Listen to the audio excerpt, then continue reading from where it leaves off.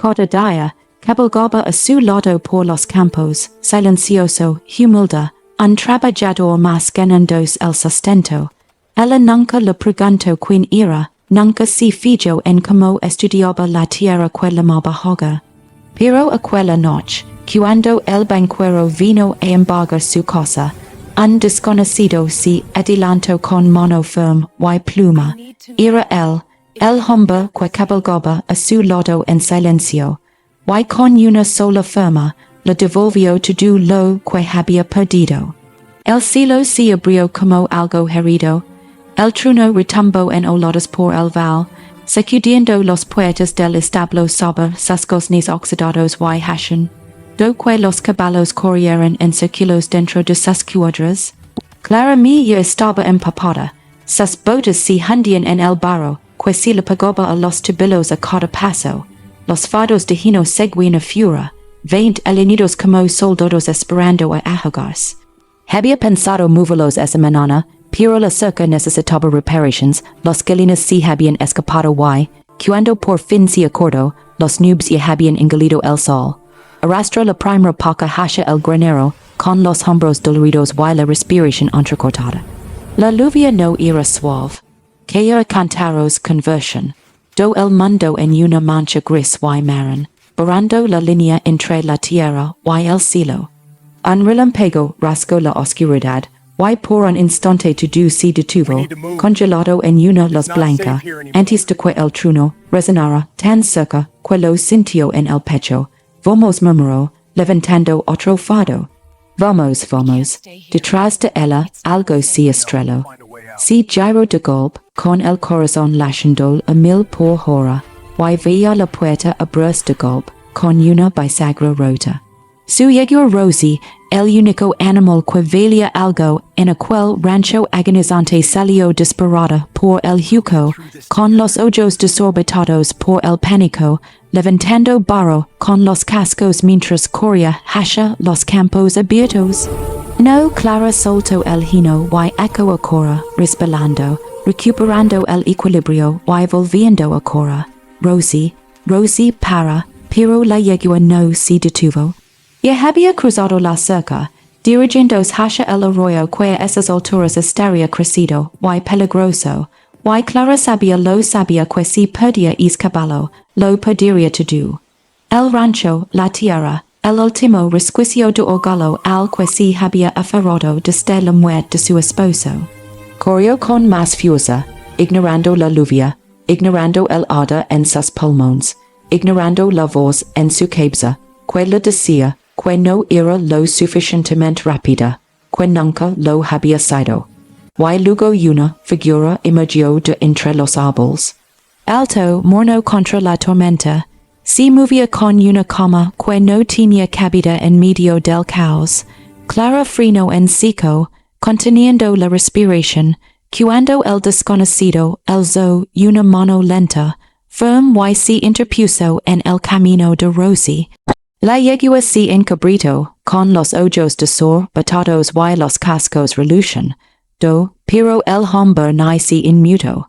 Simplemente se cuidó Ali, con la mano extendida, y pronunció algo que Clara no pudo oír por encima de la lluvia. Algo bajo y constante, como la voz de la tierra misma. Rosie vaciló. Sus cascos golpearon el suelo. Resopló, sacudió la cabeza, pero no huyó. El desconocido se acercó, volvió a hablar. Esta vez, la yegua bajó la cabeza, con los ojos hacia delante, y se dejó sujeta por la cabezota. Un relámpago iluminó el cielo de nuevo, y Clara vio su rostro, ni joven ni viejo, curtido como madera expuesta demasiado tiempo al sol, unos ojos que reflejaban algo que no podía definir, cansancio tal vez, o algo más antiguo. Llevó a Rosie de vuelta hacia ella, con los botes chapotando en el barro, y el sombrero calado hasta los tobillos para protegerse de la lluvia. Al llegar a la puerta, condujo a la yegua al interior, y se volvió para mirar a Clara por primera vez. Se cuidó Ali de pie, empapada, con el pecho agitado, mirándolo fijamente como si hubiera surgido de la propia tormenta. Este a salvo dijo, su voz era suave, áspera, como si no le usara mucho, clara parpadeó para quitarse la lluvia de los ojos. Yo, gracias no sé cómo, si detuvo y tragó saliva, gracias, asintió una vez, no sonrió, no pidió nada, debería haber tenido miedo, debería haber preguntado quién era de dónde venía, porque estaba en su propiedad en medio de la tormenta. Pero lo único que sintió fue un agotamiento profundo, y un extraño y frágil alivio de que alguien cualquiera hubiera estado allí cuando lo necesito. Pes que necesitas algo de ayuda dijo, mirando hacia los fardos de hino, que aún estaban esparcidos por el patio. Clara siguió su mirada, la lluvia riciaba ahora conversión, do el suelo en un río. Si no movía pronto esos fardos se echarían a perder. Y no podía permitirse perderlos, no podía permitirse perder nada más. Volvió a mirar al desconocido, lo estudió, su ropa estaba gastada, pero limpia, sus manos se fijó en, sus manos estaban calosas, líneas de cicatrices, las manos de alguien que conoce el trabajo, pero había algo más. Algo en su porte, no orgulloso exactamente, pero tampoco derrotado. Pudo pagar dijo, aunque no podía, no mucho pero, no necesito que me paguen, y si dirige hacia el hino, solo necesito rescatarme de la lluvia. Si cuido allí un instante más, observándolo levantar el primer fardo como si no pasara nada, y sintió algo moverse en su interior. Algo pequeño y frágil, como la primera grieta en el hilo antes del deshilo. Entonces ella se movió para ayudarlo. Trabajaron en silencio, codo con codo, acarreando fardos al granero mientras la tormenta rugía a su alrededor. Clara no le preguntó su nombre, no le preguntó de dónde venía ni a dónde iba. Simplemente trabajaba, y él trabajaba a su lado, y por primera vez en meses quizás años no se sintió del todo sola. Para cuando terminaron, el granero estaba lleno, y el cielo había pasado de gris a negro. Clara se quedó en la puerta, respirando con dificultad, viendo como la lluvia caía a cantaros. La ropa se le pegaba a la piel. El pelo le colgaba enredado y mojado. Temblaba y no recordaba la última vez que se había sentido tan cansada. El desconocido dejó la última paca en el suelo, se enderezó y se secó las manos en los pantalones. No parecía cansado, en realidad no parecía nada en particular, simplemente estaba allí de pie esperando. Puedes quedar dijo Clara antes de que pudiera arrepentirse, en el granero, solo por esta noche. Echó un vistazo al granero al hino, a los establos vacíos, a los sombras que se acumulaban en los rincones y asintió. Lo apreció, ella asintió con la cabeza, y se giró hacia la casa, se detuvo, miró por encima del hombro, como te lomas, dudo, solo un instante, luego dijo, Elias Clara dijo, Clara mí, se tocó el ala del sombrero. No sonrió, regresó a casa, con los botas llenas de barro, sin mirar atrás, pero lo sintió allí, de pie en el granero, observando la tormenta. Y por razones que no podía explicar, se alegró de que estuviera allí. Dentro de la casa, hacía frío y estaba a oscuras. Encendió una lámpara, se quitó el abrigo mojado y se quedó junto a la ventana, mirando la lluvia. El granero era solo una sombra en la oscuridad, pero sabía que él estaba allí dentro. Casi podía sentir su presencia, sólida y firme, como un ancla en la tormenta. Ella no sabía quién era, no sabía por qué había estado allí, ni por qué se había quedado. Pero esa noche, con la lluvia golpeando el tejado, y el mundo desmoronándose fuera, no importaba. Él había estado allí cuando ella lo necesitó, y eso fue suficiente. Apoyó la frente contra el cristal frío y cerró los ojos, escuchando la lluvia. En algún lugar de la oscuridad retumbó el trueno, un trueno bojo y lejano ahora, como si la tormenta por fin se alejara. pero ella sabía que no era así, tormentas como esta no solo pasaran, destrozaran cosas, cambiaran cosas, dijeron el mundo diferente como lo encontraran. Y mientras permanecía allí de pie, sola en la oscuridad, Clara me no podía sacudirse la sensación de que su mundo acababa de empezar a cambiar. Afuera, la lluvia arreciaba, el viento olaba entre los aleros. Y en el granero, el forastero llamado Elias yasha en el hino, con el sombrero calado hasta los ojos, intentando no pensar en la vida que había dejado atrás. Lavaba corriendo tanto tiempo que casi había olvidado lo que se sentía para. Pero esta noche en este granero, en este rancho agonizante, con la lluvia cayendo a cantaros y una mujer que no conocía su verdadero nombre durmiendo en la casa de al lado, esta noche se detuvo, y por primera vez en años se permitió descansar. La lámpara de la casa parpadeó un par de veces, y luego se quedó fija. Clara permaneció un rato más junto a la ventana, observando la tormenta, antes de finalmente apartar la mirada. Subió los escaleros hasta su habitación, se quitó la ropa mojada y se metió en la cama, demasiado cansada para pensar, demasiado cansada para preocuparse. Pero antes de cerrar los ojos pensó en él, el desconocido. Elias, el hombre que había salido de la tormenta como si perteneciera a él. No sabía por qué, pero tenía la extraña sensación de que él había estado buscando algo. Y tal vez, solo tal vez, lo había encontrado aquí. Afuera, la tormenta convirtió la tierra en un espejo de su propia vida, inundada, frágil, pero aún en pie. Y en algún lugar de la oscuridad, entre el trueno y la lluvia, el mundo contuvo la respiración. Espera, al amanecer, la lluvia había cesado, pero el silencio del desconocido permanecía. El amanecer ligó pálido y incierto, deslizándose por las grietas del granero como algo que teme ser visto. Elias despertó en completo silencio. Ni lluvia, ni truenos, solo el suave susurro del hino bajo sus pies y el lejano canto de un gallo más allá de los muros. Permaneció inmóvil un instante, mirando las vigas, los motes de polvo que se colaban entre los finos rayos de luz, y intentó recordar la última vez que había dormido una noche entera. No pudo. Se incorporó lentamente con los músculos rígidos y buscó su sombrero.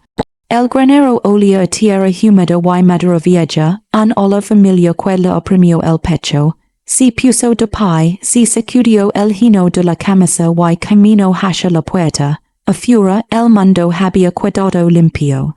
Los campos se extendían ante él, dorados y infinitos bajo un cielo azulado por la tormenta. Charcos salpicaban el patio, reflejando las nubes como espejos dispersos. El aire tenía un sabor frío y penetrante, como la primera bocanada de aire tras ahogarse.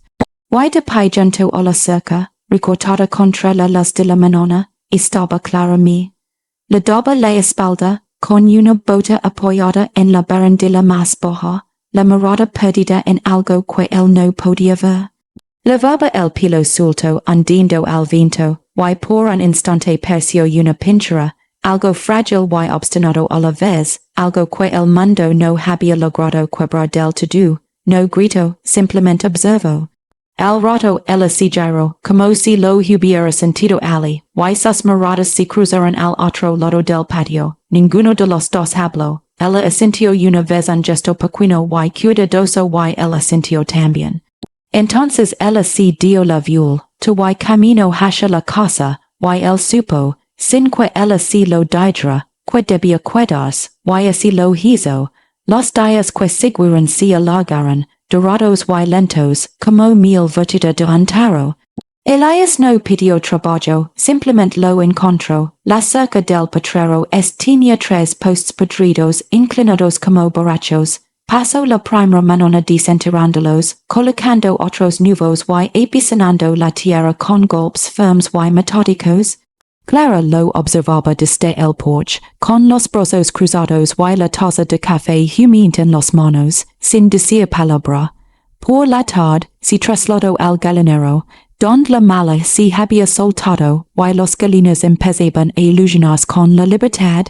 Trabajó en silencio, con herramientas prestadas del granero, y el sudor la oscurecia la camisa a pesar del aire fresco.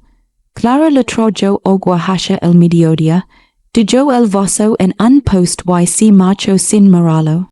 La bebió lentamente, saboreando el toque mineral del agua de pozo, y volvió a colocar la taza donde ella la había dejado. Esa noche, ella preparó frijoles y pan de maíz, y él comió en los escalones del porche mientras ella comía adentro. No hablaron, no hacía falta. El segundo día arregló el pestillo de la puerta del establo. El tercero limpió la zanja de drenaje que se había atascado durante la tormenta. El cuarto heró de nuevo a uno de los caballos encastrado con un casco agrietado, y Clara se quedó en la puerta, observando cómo sus manos se movían con una seguridad que la inquietaba. Sabes de caballos, dijo finalmente. Algunos no levantó la vista, donde aprendiste hizo una pausa apenas un instante, y luego dijo, aquí y ala. Ella no insistió, simplemente asintió y se marchó, y Elias soltó un suspiro que no sabía que estaba conteniendo. La verdad era un peso que cargaba a todas partes, pesado y cortante, como cristales rotos cosidos en los bolsillos. Lo había cargado durante tanto tiempo que casi había olvidado lo que se sentía al soltarlo. Pero aquí, en este rancho, con esta mujer que pedía tan poco y esperaba aún menos, casi podía fingir que no existía, los habitantes del pueblo empezaron a hablar al final de la primera semana. Clara lo oyó en la tienda de ultramarinos, adonde había ido a comprar harina y clavos. La dependían de una mujer delgada y de rostro afilado llamada Ida se inclinó sobre el mostrador y dijo, lo suficientemente alto para que toda la tienda la oyera. Hoy que acogiste a un vagabundo, Clara dejó los mondos sobre el mostrador sin levantar la vista. He contratado a un ayudante, contratada, Ida acudió los sellos, con que dinero Clara no respondió. Simplemente tomó sus pertenencias y salió, con la espalda recta, la mandíbula tensa, cinchando el peso de todas las miradas sobre su espalda. Para cuando llegó a casa, le temblaban las manos. Elias estaba en el tejado, clavando tejas donde la tormenta los había arrancado. La miró de reojo cuando ella subió, vaya su expresión y bajó sin decir palabra. Están hablando, dijo Clara, atando su caballo al post. Todo el pueblo, de Jalos. No es tan sencillo. Así es. Cogió otra teja y comprobó su peso. Hablaron jogos lo que jogos, medallas algo de lo que valga la pena hablar. Lo miró fijamente, es hombre que había aparecido de la nada, y actuaba como si tuviera todo el derecho a estar allí, y sintió un nudo en el pecho. Era, tal vez, o miedo, o algo peligrosamente parecido a la gratitud. ¿Por qué haces esto? Preguntó, haciendo que. Esto señaló el tejado, la vala, el jardín, todo. No me debes nada. Entonces la miró fijamente, y por un instante ella vi a algo brillar tras sus ojos. Algo viejo, cansado y profundamente humano. Tal vez le deba algo a alguien dijo en voz baja. Y antes de que ella pudiera preguntar que quería decir, él se dio la vuelta y volvió a subir por la escalera. Clara se quedó allí un largo rato, mirándolo fijamente, antes de finalmente entrar. Esa noche no pudo dormir. Estaba tumbada en la cama, mirando al techo, escuchando el viento susurrar entre los álamos. Abajo sobre la mesa de la cocina, el libro de contabilidad estaba abierto por una página llena de números que yo no entendía, deudas, préstamos, intereses que se acumulaban como un veneno lento. Lavaba 2 años a jugar en esas cifras. Desde que la fiebre se levó a su marido, y la dejó con un rancho que no sabía administrar, y deudas que no sabía cómo pagar. Todos le habían dicho que vendiera. Que tomara lo poco que pudiera conseguir y se mudara a la ciudad, que buscara trabajo como costurera o cocinera o cualquier otra cosa que hicieran los mujeres cuando el mundo les quitaba todo. Pero no pudo. Esta tierra, estos campos, esta casa, el cielo que se extendía hasta el infinito en todas direcciones era todo lo que le quedaba. Lo único que demostraba que alguna vez había tenido algo por lo que valía la pena luchar. Así que ella luchó, y siguió perdiendo, hasta que llegó el forastero, se dio la vuelta, arrepándose con la manta, y intentó no pensar en lo que sucedería cuando él se marchara, porque él se iría. Siempre lo hacían, en el granero Elias también permanecía despierto, mirando fijamente Las Vegas. No tenía intención de quedarse tanto tiempo. Una noche se había dicho, solo una noche para descansar, para que pasara la tormenta, y luego seguiría adelante. Seguiría yendo, mantendría el secreto enterrado donde nadie pudiera encontrarlo, pero entonces llegó la mañana, y ella estaba de pie junto a la cerca, y algo en su porte orgulloso, frágil y terco como el infierno lo dejó paralizado. Él conoce esa mirada, él mismo la había lucido, cuando aún creía que el mundo le debía algo, antes de que comprendiera el precio de ser hijo de su padre. Cerró los ojos y intentó no pensar en el nombre que había dejado atrás. La herencia, el dinero, el legado construido sobre tierras robadas y vidas arruinadas, todo envuelto en un apellido respetable que abrió puertas y cerró corazones, se eligió de todo, quemó las naves y nunca miró atrás. Pero el fuego seguía persiguiéndolo, en los ojos de los hombres que reconocían su rostro, en el peso de un apellido que se aferraba como humo, aquí sin embargo aquí simplemente era Elias. Un hombre con manos calosas y voz suave, trabajando al lado de una mujer que no hacía preguntas ni esperaba respuestas, y por primera vez en años, sintió algo parecido a la paz. Después de eso, las semanas se fundieron en una sucesión de imágenes. Cada día se entrelazaba con el siguiente como las páginas de un libro. El verano se intensificó. Los campos se tornaron dorados. El trabajo nunca terminó, pero cambió, menos desesperado, más rítmico, como el latido constante de un corazón. Elias reparó el corral, arregló el arado, limpió la maleza de la acequia. Clara trabajaba a su lado cuando podía, y entre ellos surgió una especie de compañerismo basado en el silencio y el trabajo compartido. Ella aprendió su forma de moverse, deliberada, eficiente, sin desperdiciar ni un solo movimiento. Él aprendió su forma de pensar, práctica, obstinada, cargando con pesos que jamás admitiría. Una tarde, ella lo encontró en el establo, ingresando los silos de monta. No tienes que hacer eso, dijo ella. El curo se agrieta si no lo cuidas. Lo se dijo cruzandos de brazos, y apoyándose en el marco de la puerta. Solo quiero decir que no tienes que hacerlo todo. Él alzó la vista, y la miró a los ojos.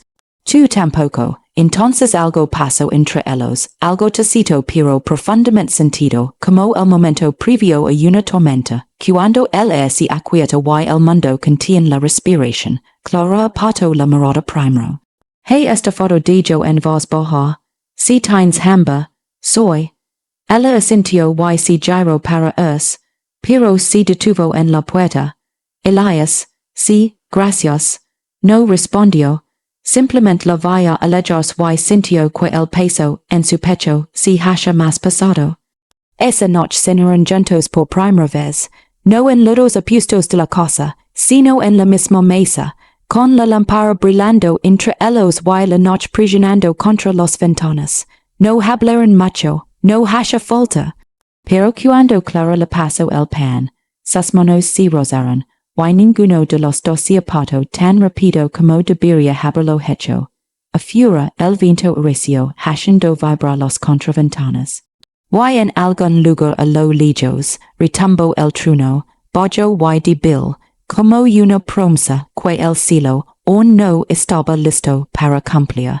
Pero la paz tiene la capacidad de despertar la envidia, y la envidia tiene ojos penetrantes.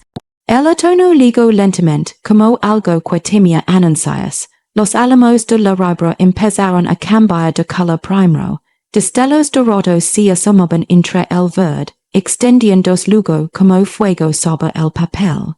El aire también cambió, perdiendo densidad, trayendo consigo el olor a jarabe seco y humo de lina de chimeneas lejanas.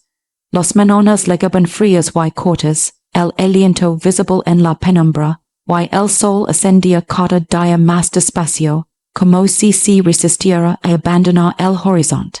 Elias notó el cambio en Clara antes de notarlo al comienzo de la temporada. Ahora se movía de otra manera, menos reservada, seguía siendo cautelosa, seguía cargando con peso que se negaba a nombrar, pero algo se había suavizado en ella. Río una vez solo, una vez cuando, una de las galinas le robó el sombrero, y cruzó corriendo el patio con el hundido en el pico. Fue un pequeño sonido, que le salió de repente antes de que pudiera evitarlo, pero le impactó como un puñetazo en el pecho. Llevaba allí casi 2 meses, y nunca antes le había oído reír. Quería volver a Wallo, caer en una rutina que parecía más antigua que los semanas que llevaban conociéndose. Ella se despertaba antes del amanecer y encendía la estufa. Él se despertaba con los primeros rayos de sol, y daba de comer a los animales. Pero cuando el sol asomaba por encima de las colinas, ambos estaban trabajando. Ella en el huerto recogiendo las últimas verduras de verano, él cortando lina para el invierno o remendando lo que se hubi. Era roto durante la noche. Hacia el mediodía le lavaba café donde quiera que estuviera trabajando. Nunca se quedaba mucho tiempo. Dejaba la taza, esencia y se marchaba. Pero últimamente se quedaba. Un minuto más cada vez. De pie junto a él, tomando un sorbo de su propio café, contemplando el val que se extendía a sus pies entre el oro y las sombras. No hablaron mucho durante esos momentos, pero el silencio había cambiado. Ya no estaba vacío, estaba lleno de cosas que ninguno de los dos sabía cómo expresar, cosas que habitaban el espacio entre las palabras y esperaban el momento oportuno para nacer. Una tarde, Clara subió al pajar para arreglar una tabla suelta y no volvió a bajar. Elias esperó. Siguió trabajando. Miraba hacia el granero cada pocos minutos, esperando verla salir. Al no verla, un nudo frío se le formó en el estómago. Soltó el post que estaba colocando y caminó hacia el granero. Clara sin respuesta, subió por la escalera hasta el desván, con el pulso acelerado, y la encontró sentada contra una poca de heno, con el rostro pálido, y una mano presionada contra la frente. Estoy bien, dijo ella, antes de que él pudiera preguntar. Usted no es, simplemente cansado. Se agachó junto a ella, lo suficientemente cerca como para ver los ojos y el temblor de sus manos. Cuando fue la última vez que comiste, ella no respondió. Clara esta mañana, crió, cerró los ojos, quiso aire, reprimió las palabras que querían salir. Palabras de ira y miedo sobre cómo ella no podía seguir así, cómo no podía seguir agitándose como si la tierra fuera a desaparecer, si dejaba de moverse. Pero él sabía que no era así, sabía que llevaba tanto tiempo haciéndolo que ya no sabía cómo parar. Vamos, dijo en voz baja, ofreciendo la mano, lo miro durante un largo rato y luego lo cogió, la ayudó a bajar la escalera, peldaño, con la mano firme sobre su espalda. Ella no protestó, no se apartó, y hizo lo asustó más que nada. En la casa, la sentó a la mesa y encendió la estufa. Buscó pan con mantequilla, huevos y lo que quedaba de jamón. Cocinó mientras ella permanecía sentada en silencio con la mirada perdida. Cuando le puso el plato delante, ella lo miró con algo en los ojos que él no supo identificar. No tienes que hacerlo. Comer, ella comió, se sentó frente a ella, vigilándole para asegurarse de que terminara, y luego le obligó a beber un vaso lleno de agua. Solo cuando recuó, pero algo de calor en el rostro se permitió respirar. No pude seguir hacen, do esto dijo en voz baja, no tengo otra opción. Tú haces, no, dijo el vaso, y lo miró a los ojos. No puedo, rancho esta tierra, todo lo que tengo, si me detengo, si dijo que si desmoron, su voz se quebró, entonces para que sirvió todos los años, todo el trabajo, todo lo que. Se detuvo, tragó saliva, no pudo detenerme. Elias la miró a esa mujer que llevaba tanto tiempo luchando sola que había olvidado lo que era tener a alguien luchando a su lado y sintió un cambio en su interior. Algo peligroso, algo parecido a una puerta que se abría en una habitación que había cerrado con llave hace años. No estás solo, dijo, te iras. No era una acusación, simplemente un hecho expresado con rotundidad y certeza. Todo el mundo se va, ya estoy aquí. ¿Por cuánto tiempo no respondió? No podía, porque en realidad no lo sabía. Si había estado haciendo la misma pregunta todas las noches, mirando fijamente las vigas del granero, sintiendo el peso de su verdadero nombre oprimiendo el pecho como una piedra. Debería seguir adelante antes de que alguien lo reconociera, antes de que el pasado lo alcanzara y destruyera la frágil paz que habían construido allí. Pero cada mañana se despertaba y se quedaba, y cada día se hacía más difícil imaginar la partida. Descansa, dijo finalmente, yo me encargué de las tareas de la noche. Elias descansa. Sostuvo su mirada un instante más y asintió. Se levantó despacio, balanceándose ligeramente, y caminó hacia las escaleras. Al llegar abajo, se detuvo y volvió a mirarlo. Gracias, dijo en voz baja. Él asintió. Le observó subir las escaleras, cada paso cuidadoso y medido, hasta que desapareció entre las sombras de arriba. Entonces se sentó allí, solo en la cocina, y dijo que la cabeza entre las manos. Estaba en apuros, problemas que no terminaron bien, problemas que dejaron cicatrices. Pero al cerrar los ojos, lo único que veía era ella, de pie junto a la cerca aquella primera mañana, orgullosa, obstinada y terriblemente cansada. Y supo, con una certeza que lo aterraba, que no podía irse. Todavía no hasta que supo que ella estaría bien. A partir de entonces, los días se fueron acortando, y el sol se ponía cada tarde más temprano, teniendo el val de tonos ámbar y rollizos. Clara descansó 2 días y Elias se encargó solo del rancho. No le importó, el trabajo le resultaba familiar, reconfortante, de esos que le permiten aquietar la mente y que sus manos recordaron ritmos más antiguos que el pensamiento. Alimentaba a los animales, limpiaba los establos, revisaba las cercas y acarriaba agua del pozo. Por la noche preparaba comidas sencillas y los dejaba en la estufa, para que ella los encontrara. Bajó la tercera mañana, moviéndose despacio pero con paso más firme, y lo encontró en el granero. Estoy media, dijo. Bien, pudo trabajar, lo sé. Cruzó los brazos estudiándolo, no vas a discutir. Importaría si lo hiciera. Un atisbo de sonrisa se dibujó en sus labios. No. Entonces no malgasté mi aliento. Trabajaron juntos ese día, codo con codo, retomando el ritmo que habían forjado en los últimos meses, pero algo había cambiado, el ambiente entre ellos se sentía distinto, más cálido, más íntimo, como si el espacio se hubiera reducido aunque ninguno se hubiera movido. Él la sorprendía a veces mirándolo cuando ella creía que él no la veía. Why ella lo sorprendía el hacen do lo mismo. Ninguno de los dos dijo nada al respecto. Una tarde, mientras el sol se ocultaba tras los colinas y el cielo se tenía de fuego, se sentaron juntos en los escalones del porche. Se había convertido en una costumbre. Es momento de tranquilidad al final del día, cuando el trabajo había terminado y el mundo se sumergía en el crepúsculo. Clara tenía una taza de café en las manos. Elias tenía el sombrero en el regazo, girándolo lentamente, mientras observaba cómo se desvanecía la última luz del val. Mi marido construyó este porche, dijo Clara de repente. Elias la miró de reojo. Ella contemplaba los campos con la mirada perdida, su rostro inexpresivo.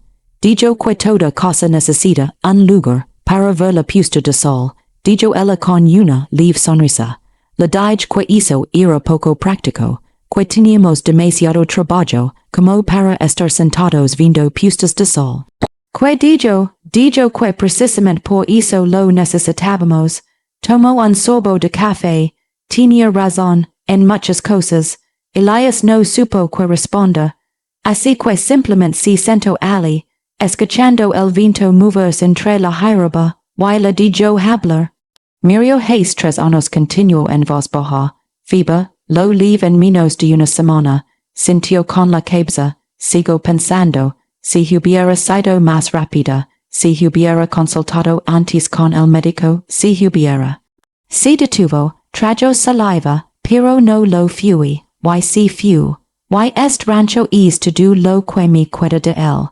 Por eso no pude dejarlo si, lo miró entonces, y sus ojos brillaban con algo que quizá fueron lágrimas. Todos piensan que soy una tonta. Que debería vender, seguir adelante, encontrar algo más fácil. Pero no pudo.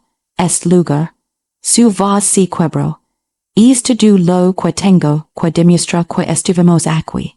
Que importamos, Elias sintió que algo se le pasó en el pecho, porque lo comprendió, Dios lo ayudó, comprendió exactamente lo que ella quería decir.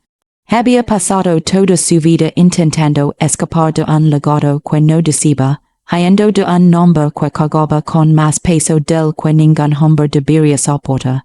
Pero ella quería hacia el suyo, aferrándose con todas sus fuerzas, negándose a soltarlo incluso cuando le arrastraba hacia abajo.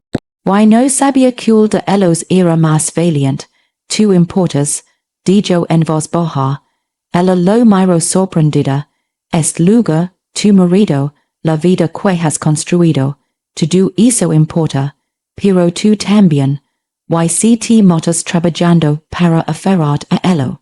Se detuvo, buscando las palabras. Él no quería eso, no lo conoces, no, pero te conozco, la miro a los ojos, y sé que es lo suficientemente fuerte como para sobrevivir a cualquier cosa. Incluso a esto, ella lo miró fijamente, con los labios entreabiertos, algo cambiando tras su mirada. Por un instante, él pensó que podría lograr, o discutir, o levantarse en cambio, ella preguntó, como si hizo lo, ver a través de las personas, desviar la mirada. Practicar, ella no insistió, simplemente se sentó a su lado, tan cerca que sus hombros casi se rozaban, y observó cómo se extinguía la última luz.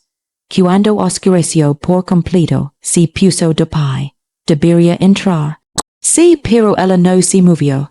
Simplemente se quedó allí mirándolo, y él la miró a ella, y el espacio entre ellos se sentía eléctrico, peligroso, como el momento previo a que caiga un rayo. Elias, sí, me alegro de que te hayas cuidado. Se le hizo un nudo en la garganta. A mí también, ella asintió, se giró, camino hacia la puerta, se detuvo con la mano en el marco y miró hacia atrás. Buenas noches, Clara. Ella entro, ylc quido ali sentado solo, mirando fijamente el oscuro val, sinchen, do el peso de lo que acababa de admitir asentas sobre el como una manta. Si allegro de habers quedodo, hizo la aterrorizo. Por queda significaba cuda significaba dollar, el dollar era algo que había pasado años aprendiendo a evitar, pero ya era demasiado tarde, le importaba, que Dios la ayude le importaba. Las semanas siguientes transcurrieron como un sueño, lentas, cálidas extremadamente ingrávidas, trabajaban, ahora cenaban juntos casi todas las noches, hablando de cosas triviales, el tiempo, los animales, la cerca que necesitaba otra reparación. Nada profundo, nada peligroso, pero las conversations llenaban la casa de una calidez que antes no tenía, agitando la solde, que había anidado en sus rincones durante tanto tiempo. Clara empezó a sonreír más.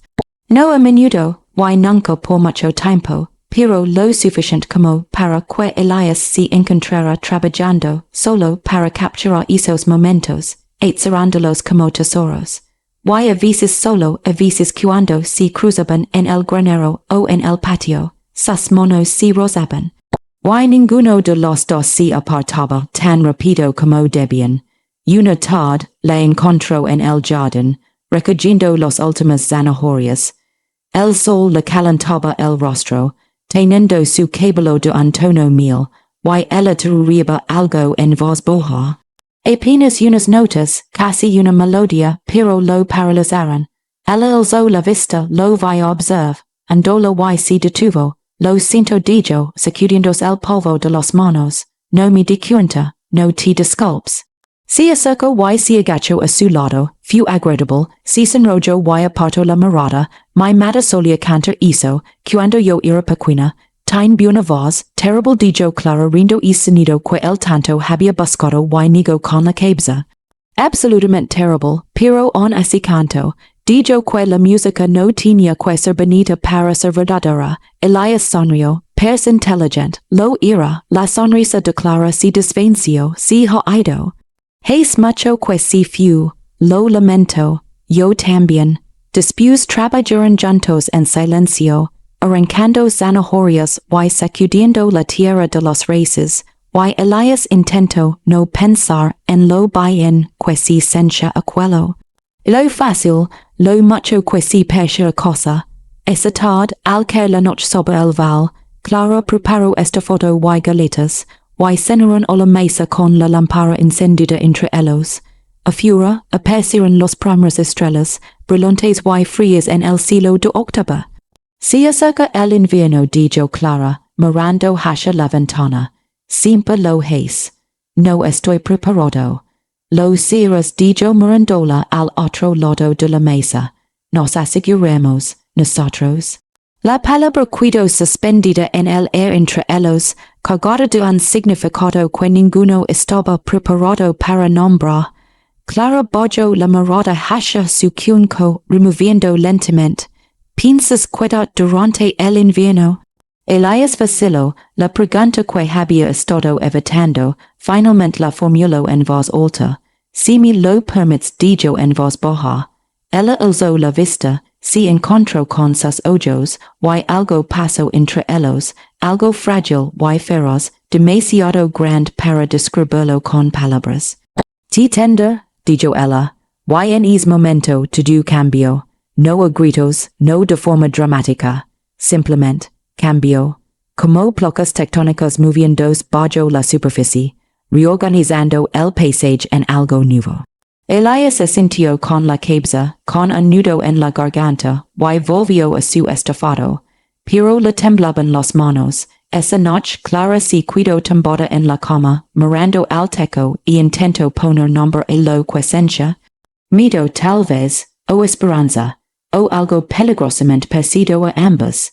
Había estado sola tanto tiempo que había olvidado lo que era necesitar a alguien. Quería que alguien estuviera allí al despertar, al llegar a casa, cuando el mundo se volvía demasiado pesado para llevarlo sola. Pero ella lo necesitaba, que Dios la ayude, ella lo necesitaba, y hizo few lo más aterrador de todo. En el granero, Elias estaba sentado con la espalda apoyada en una poca de heno, mirando fijamente el libro de contabilidad, que había encontrado sobre la mesa de la cocina esa misma tarde. No debería haberlo hecho, sabía que no era asunto suyo, pero él había mirado de todos modos, y lo que había visto le oprimió el pecho. Judas, tantas dudas, el banco, la tienda de alimentos para animales, el médico que la atendió cuando su esposo estaba muriendo. Candidates que sumaban más de lo que valía el rancho, más de lo que jamás podría pagar trabajando sola, si estaba ahogando, y si había estado ahogando en silencio, rechazando la ayuda, negándose y admitió que no podía hacerlo sola. Cerró el libro de contabilidad con cuidado, lo apartó y si cuidó mirando hacia Las Vegas. Él podría solucionarlo. Una carta a su abogado, una firma, y todas esas dudas desaparecerían. Pan comido, pero hizo implicario revela quién era. Que era, hijo de un hombre que construyó un imperio sobre tierras robadas y promesas rotas, heredero de una fortuna empapada en sangre y lágrimas, ella lo odiaría por eso, por mentir, por fingir ser algo que no era. Y no podía soportarlo, así que si quedó allí sentado en la oscuridad, dividido entre el hombre que intentaba ser y el hombre en el que había nacido, y trató de encontrar una manera de salvarla sin destruir lo que habían construido. Afuera, el viento arreció, haciendo vibrar las puertas del granero, y en algún lugar de la oscuridad, mucho más allá del val, algo ya se estaba moviendo, algo que lo obligaría a actuar, estuviera preparado o no. Pero esta noche, el mundo seguía en silencio, y en la casa, Clara se quedó dormida pensando en el desconocido que se había convertido en algo más. Y en el granero, Elias cerró los ojos y se permitió imaginar, aunque solo fuera por un momento, cómo sería quedarse. No solo durante el invierno, pero para siempre. El ambiente era demasiado tranquilo, como un instante antes de una tormenta. Y la paz no pudo perdurar donde el orgullo y la propiedad comparten frontera. Noviembre llegó frío y implacable. El val se volvió quebradizo de la noche a la mañana. La escasez se extendió por los campos como un cage platido, en dirección de la tierra hasta que cada paso resonó hueco. Los álamos quedaron desnudos, sus ramas eranando un cielo pálido y vacío. El humo se elevaba de las chimeneas del pueblo, delgadas columnas que se doblaban con el viento y se desvanecían en la nada. Clara estaba de pie junto a la ventana de la cocina, mirando la carretera. Llevaba allí de pie 10 minutos quizá más con una taza de café frío en las manos, esperando algo que no podía definir. Una sensación en el estómago, aguda y insistente como el instante previo a un rayo, cuando se le eriza la piel. Detrás de ella, Elias estaba sentado a la mesa, remendando una brida. Sus manos se movían firmes y seguras, sus dedos trabajando el cuero con la precisión que dan los años de práctica. No había dicho mucho esa mañana. No hacía falta. El silencio entre ellos se había convertido en un lenguaje propio, pero ese silencio se sentía diferente, pesado, alguien bien dijo Clara en voz baja. Elias alzó la vista, dejó la brida en el suelo. Se puso de pie y se acercó a la ventana que estaba junto a ella. Un ginit coronó la colina, recortado contra el cielo pálido, no iba deprisa, pero tampoco despacio. Avanzaba con determinación, a Clara se le hizo un nudo en el estómago. Es Marcus Garrett dijo, del banco. Elias observó cómo se acercaba el ginit. Cualquier, nada bueno, dejó la taza sobre la mesa, con las manos temblorosas. Solo vin cuando se detuvo. Trajo saliva, cuando toca cobra, el ginit se acercó y Clara pudo verlo, un hombre delgado, vestido con un traje oscuro, montando un caballo demasiado fino para el trabajo en el rancho, iba sentado agachado en la silla, con el sombrero calado hasta los usos y el rostro como una piedra talada. Elias le tocó el brazo suavemente, quiers que mi qued, ella asintió, sin confiar en su propia voz. Salieron juntos, de pie uno al lado del otro en el porche, mientras Marcus Garrett entraba a caballo en el patio. Se detuvo en seco, mirando rápidamente a Clara, a Elias y viceversa, con los labios apretados. Senora Brennan dijo, tocándose el ala del sombrero pero sin desmontar, Senor Garrett. Estoy aquí en nombre del First National Bank, dijo con voz seca y formal. La de un hombre que dobamos las noticias una y otra vez. Con respecto al saldo pendiente de su préstamo, Clara alzó la barbilla. Soy consciente del equilibrio. Entonces te das cuenta de que ya han pasado 3 meses de plazo. Estoy trabajando en ello. Trabajar en ello no es un pego. Se movió incómodo en la silla, haciendo crujir el cuero. El banco ha sido paciente, Senora Brennan, más paciente de lo que deberían haber sido todas las circunstancias, pero la paciencia tiene un límite. Necesito más tiempo. Has tenido tiempo, dijo, mirando a Elias. En vez de eso has estado gastando dinero en ayudantes, si está ganando el sueldo. Seguro que sí, dijo Garrett con un destello de frialdad en la expresión, pero al banco no le importa tu ayuda. Les importa su dinero, y si no puedes pagar, dijo la frase en suspenso. Que, la voz de Clara tembló, pero se mantuvo firme. Te quedarás con el rancho. Lo que me corresponde hesa dijo, desmontando finalmente y sacando unos papeles de su alforja. Tienes hasta fin de mes, 4 semanas, o pagas la deuda por completo o la propiedad vuelve al banco, extendió los papeles, Clara los miró como si fueran veneno, Elias dio un paso al frente, cuanto Garrett entrecerró los ojos. Disculpe la duda de cuanto eso es asunto entre el banco y la senora Brennan. De todos modos pregunto, algo cambió en el rostro de Garrett, tal vez reconocimiento o sospecha. Ahora estudió a Elias con más detenimiento, fijándose en la ropa desgastada, las manos calosas, la postura de un hombre que había crecido con autoridad, aunque ahora no la demostrara. $1,200, dijo Garrett lentamente. Más intereses, Clara emitió un sonido pequeño, ahogado y Elias lo sintió como un puñetazo en el estómago. $1,200, más de lo que valdría el rancho en una subasta, más de lo que podría ganar en 5 años de buenas cosechas.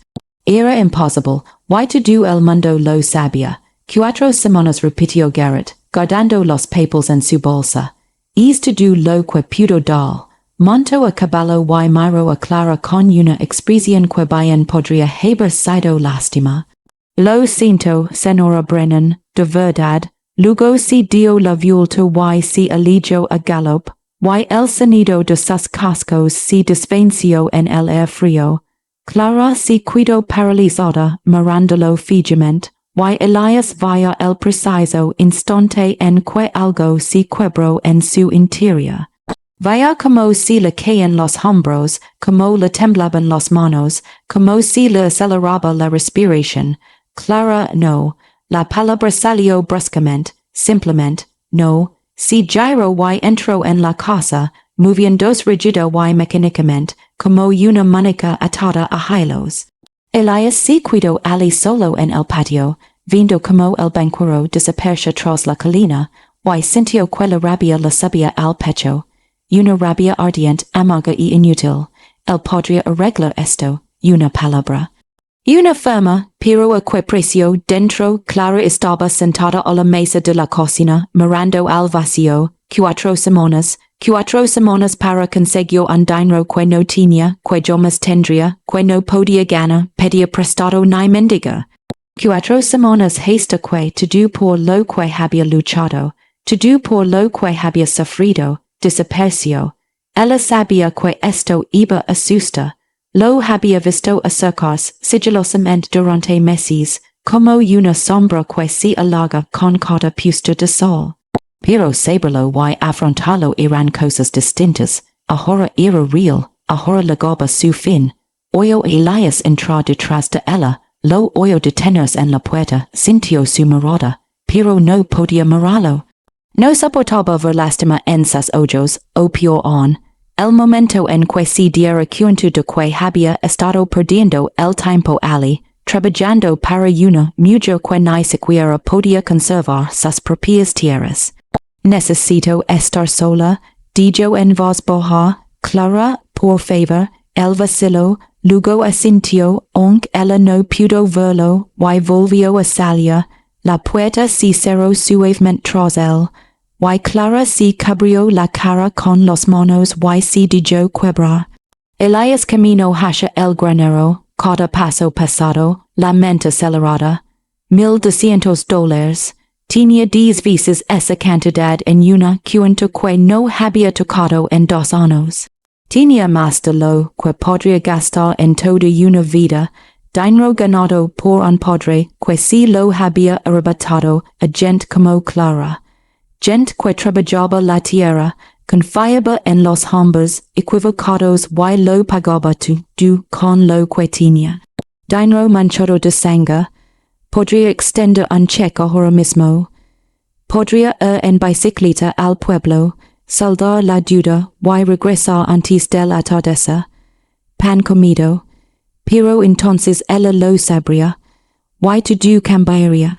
Si cuido de pie en el granero, rodado de herramientas, hino y olor caballos, intentando encontrar una solución que no acabara en desastre, no había ninguna.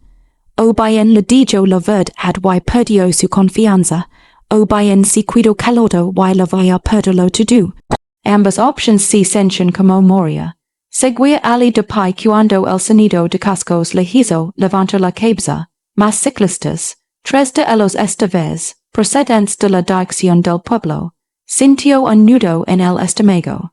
Salió a su encuentro, llegaron al patio, parecían peones de rancho, jóvenes y engreídos, de esos que se creen más duros de lo que son, porque nunca los han puesto a prueba. El que iba delante sonrió, mostrando los dientes como un perro. Vea, dijo, bajando de su silla de montar, el vagabundo, Elias no se movió. Pudo ayudarte. Tenemos un mensaje escrito el hombre al suelo, de parte de la gente del pueblo. Se preguntan por qué una mujer como Clara Brennan necesita a un hombre como tú rondando por ahí. Eso es asunto suyo. Ves, ahí te equivocas, dijo, acercándose. Todo lo que pasa en este val es asunto nuestro.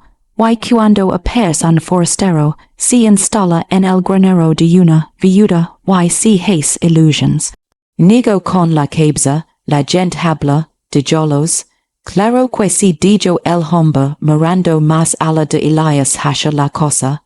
Pero pensamos que debería saberlo. Clara tiene una reputación que cuidar. Y que un vagabundo cualquiera si juega el interesante no ayuda. La rabia le quemó los ojos a Elias, pero mantuvo la voz firme. Has terminado, no del todo, dijo el hombre sonriendo. Verás, hemos preguntado por ahí. Y es curioso, nadie sabe de dónde vienes. Nadie ha oído tu nombre antes. Es casi como si estuvieras ocultando algo. Elias se quedó muy quieto. El hombre se dio cuenta. Su sonrisa se ensanchó. Eso es lo que pensaba. Así que será así. Recoges tus cosas, te marchas y no vuelves. De lo contrario, dijo la amenaza en el aire, de otro modo que, de lo contrario, la gente podría empezar a hacer más preguntas. Y usted no me parece el tipo de hombre al que le gusta que le hagan preguntas. Los otros dos jinetes se rieron, con crueldad y fealdad. Elias los miró a todos por turno, memorizando rostros, evaluando los amenazas. 3 contra 1. Podría con ellos si fuera necesario. Había aprendido a luchar en lugares que esos chicos ni siquiera imaginaban, contra hombres que te matarían con solo mirarlos mal. Pero luchar solo empeoraría las cosas. Me halla cuando Clara me lo pide, dijo en voz baja, no antes, en serio, así el hombre se acercó, lo suficiente como para que Elias pude, era oler el tabaco en su aliento. Estas comenzando en era, no será la primera, si murieron fijamente la tensión era palpable entre ellos, entonces el hombre escupió de nuevo, negó con la cabeza y retrocedió, como quieras dijo, sabiéndose su sila. Pero no digas que no te lo advertimos, si alejaron a caballo, rindo y gritandos el uno al otro, y Elias se quedó allí solo en el patio, con los puños apretados, respirando con dificultad. Esto se estaba descontrolando. Y si le había acabado el tiempo. Esa noche, el pueblo de Cedar Falls se reunió en la iglesia para el servicio dominical. Clara no fue, hace meses que no iba. Pero podía imaginarlo. Los bancos llenos de rostros familiares, los himnos que sabían y bajaban, y después en los escalones, los susurros que comenzaban. Has oído hablar de Clara Brennan? Dicen que acogen a un vagabundo. Que vergüenza, de verdad, su marido apenas está enterrado. Siempre supo que no podía hacerse cargo de lugar sola. Se sentó en el porche, envuelto en un chal, observando cómo el sol se ocultaba tras los colinas. Elias estaba en el granero, dando el espacio como ella le había pedido, pero podía sentir su presencia allí, una presencia constante, y una parte de ella odiaba lo mucho que había llegado a depender de ella.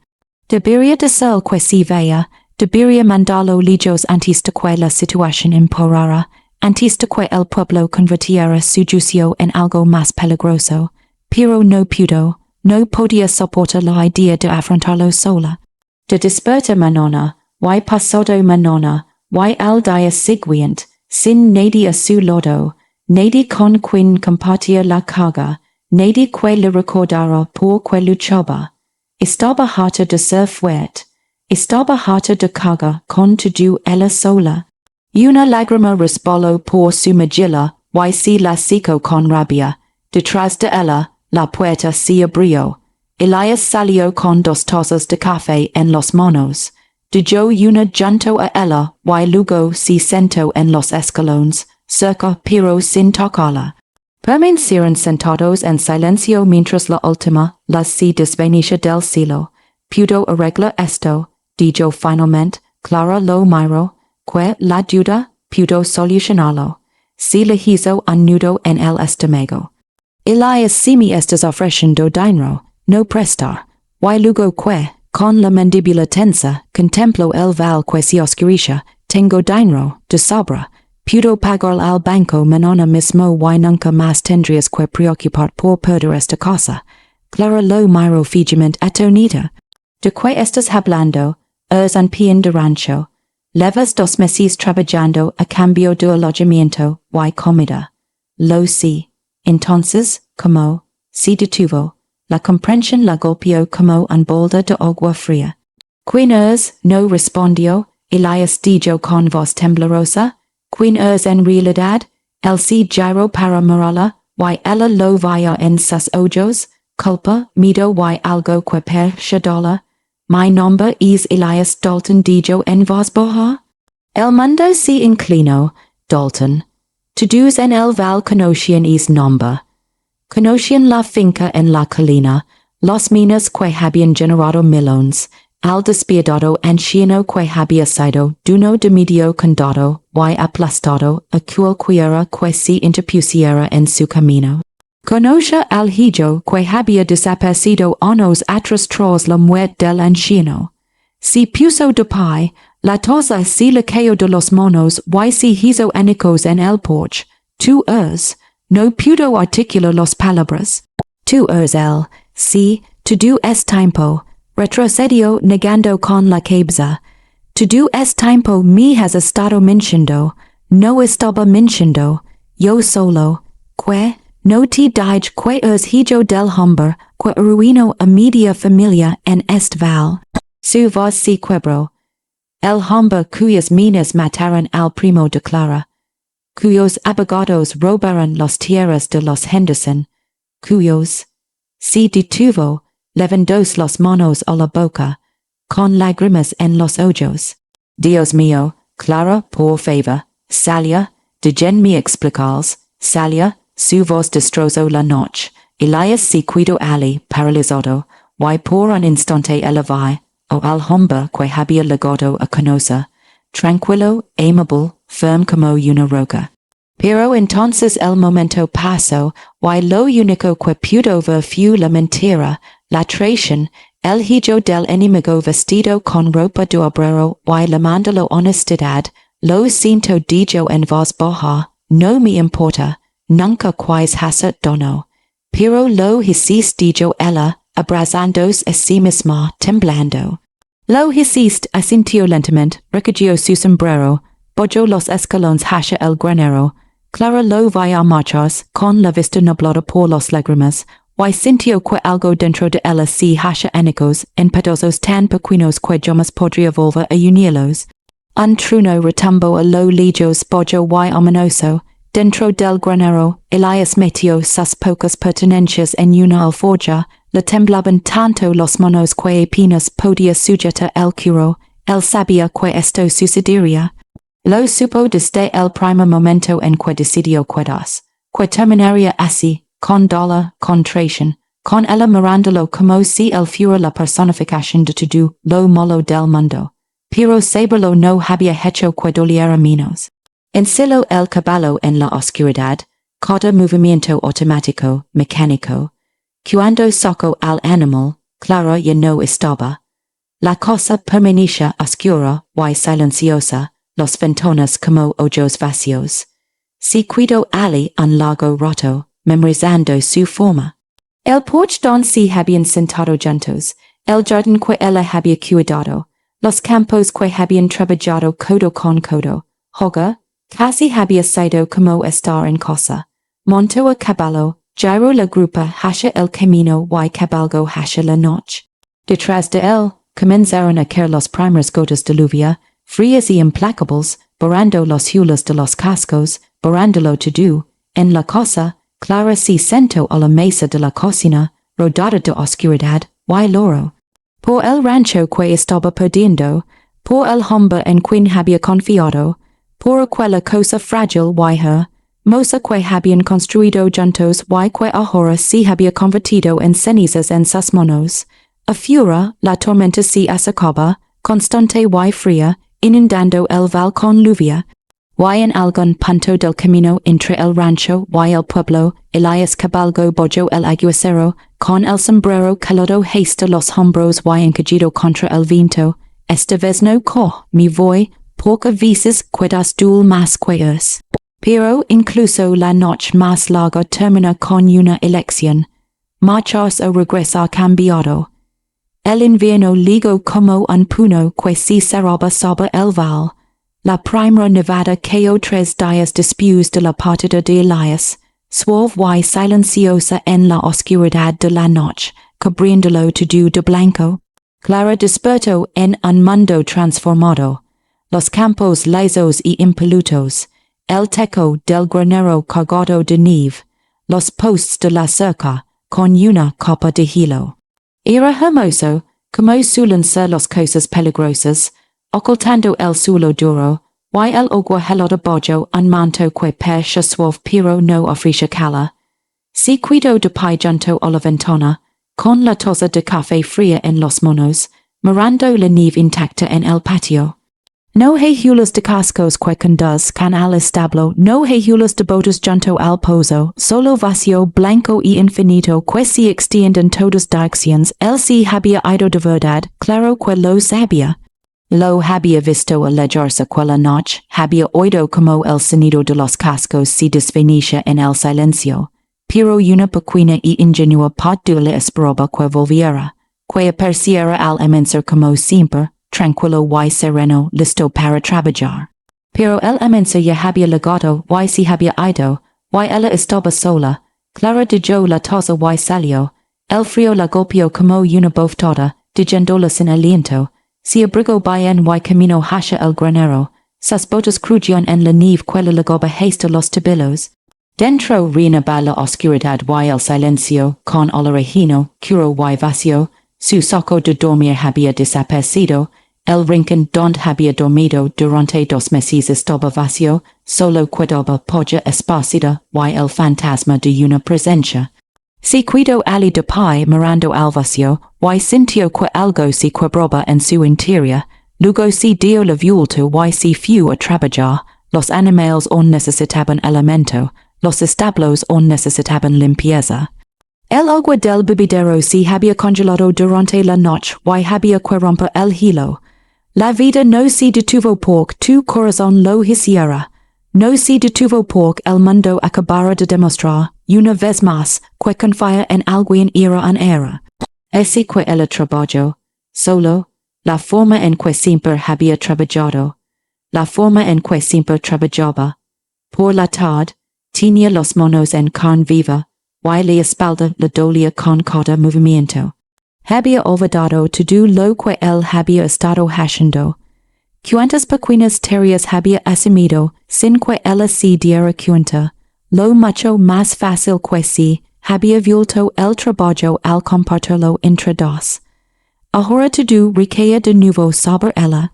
Cada post de la cerca, cada fardo de hino, cada cubo congelado, cada pestillo roto y cada animal que necesitaba atención, ya lo había logrado antes, lo volvería a lograr, tenía que hacerlo. Esa noche se sentó a la mesa de la cocina con el libro de contabilidad, abierto delante de ella, mirando fijamente los números que se negaban a cuadrar por mucho que lo intentara. Quedan 3 semanas. 3 semanas para encontrar $1,200 que no tenía, que no podía pedir prestados y que nunca ganaría a tiempo. Esa mañana había ido al banco, se había plantado en el despacho de Marcus Garrett y le había suplicado que le diera más tiempo. Él la miró con esos ojos fríos y vacíos y le dijo, lo siento, señora Brennan, la decisión está tomada.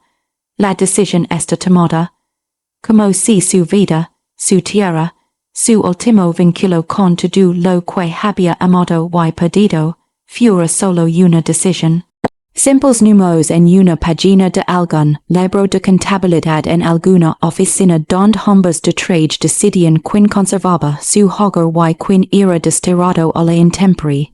Cerró el libro de contabilidad y se presionó las palmas de las manos contra los ojos hasta que veía estrellas. Iba a perderlo todo, y no había nada que ella pudiera. Era hecha para impedirlo.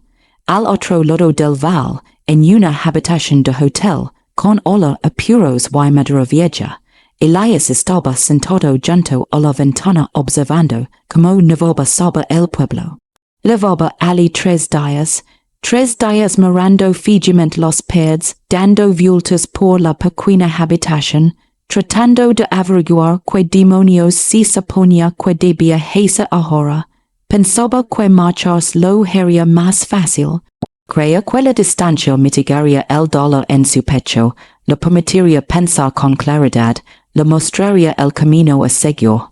Pero lo único que había conseguido era empeorar las cosas. No podía dejar de ver su rostro. El momento en que ella comprendió quién era él, lo que había ocultado. La traición en sus ojos, afilados como cristales rotos, que hirían más profundo que cualquier palabra. Él la había hecho eso. Llegó a su rancho como un extraño, se ganó su confianza, la observó abrir poco a poco con cuidado, y luego se reveló como el hijo del hombre que había ayudado a destruir tantas vidas en Estval. El hijo de Alexander Dalton. El nombre aún le pasaba en la lengua, amargo como una medicina. Su padre había sido un titán, despiadado, brillante y completamente libre de piedad. Había construido un imperio basado en el cobre y el carbón, comprando tierras a precio de ganga y amasando fortunas con ellas, aplastando a cualquiera que se interpusiera en su camino. Cuando los trabajadores pedían mejores conditions, los despedía. Cuando las familias se negaban a vender sus tierras, encontraba la manera de apropiárselas. Cuando los minas se derrumbaban y los hombres morían, indemnizaba a los familias y seguía adelante. Elias había crecido a la sombra de Isla Gato, observando desde la gran casa en la colina como el val se desangraba y sufría. Lo habían preparado para suceder, lo habían formado en negocios y derecho, la habían enseñado que el sentimiento, el ismo era debilidad y la misericordia, propia de necios. Pero él nunca lo había querido. Había pasado sus 20 años intentando reparar el daño causado por su padre, intentando usar la fortuna para el bien. Había pagado indemnizaciones a familias, devuelto tierras, financiado escuelas y hospitales. Pero cada acto de caridad solo les recordaba a la gente de donde venía el dinero. No lo veían a él, veían la sombra de su padre y la odiaban. Así que estos años se marchó, se cambió el nombre, conservó el de pila, pero se deshizo del apellido que tanto peso tenía. Lo entregó todo a los fideicomisarios con instrucciones de seguir, pagando la restitución y financiando la recuperación del val. Después, vagó sin rumbo, de pueblo en pueblo, de rancho en rancho, trabajando con sus manos y viviendo como un fantasma. Sin pasado, sin futuro, solo el trabajo y el camino. Hasta que la tormenta lo llevó al rancho de Clara, hasta que se cuidó, hasta que empezó a creer que podía ser otra persona, algo en medio, pero no se pudo huir de la sangre. No se pudo escapar de un nombre simplemente sin pronunciarlo en voz alta. La verdad siempre tiene que tratar o temprano.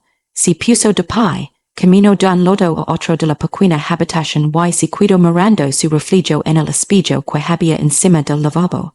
Percibía más delgado, cansado de una forma que ni el suno podía remediar.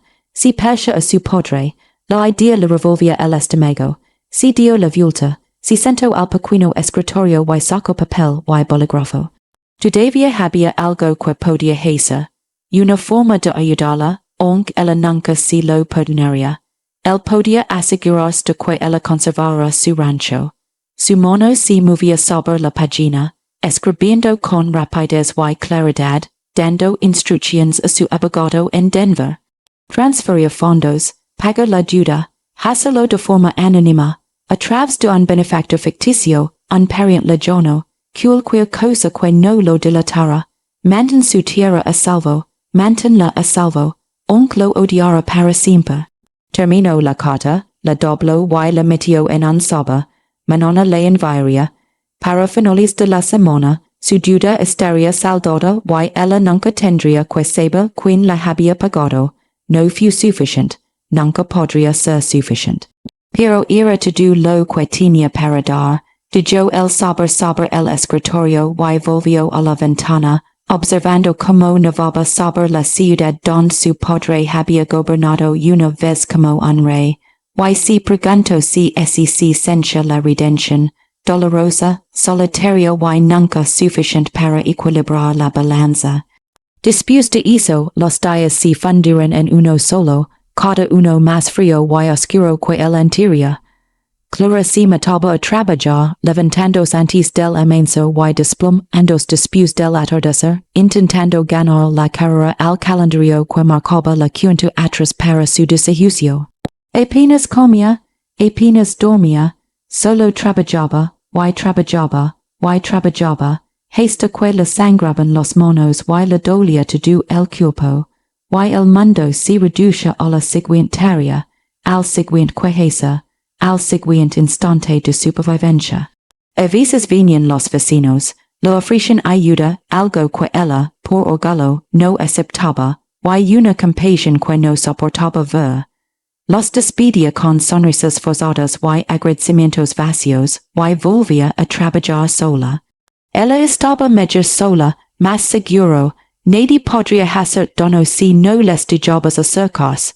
Pero por la noche, cuando el trabajo estaba terminado, y la cosa quedaba vacía y silenciosa, la soledad se colaba como un frío por los grietas de los pies.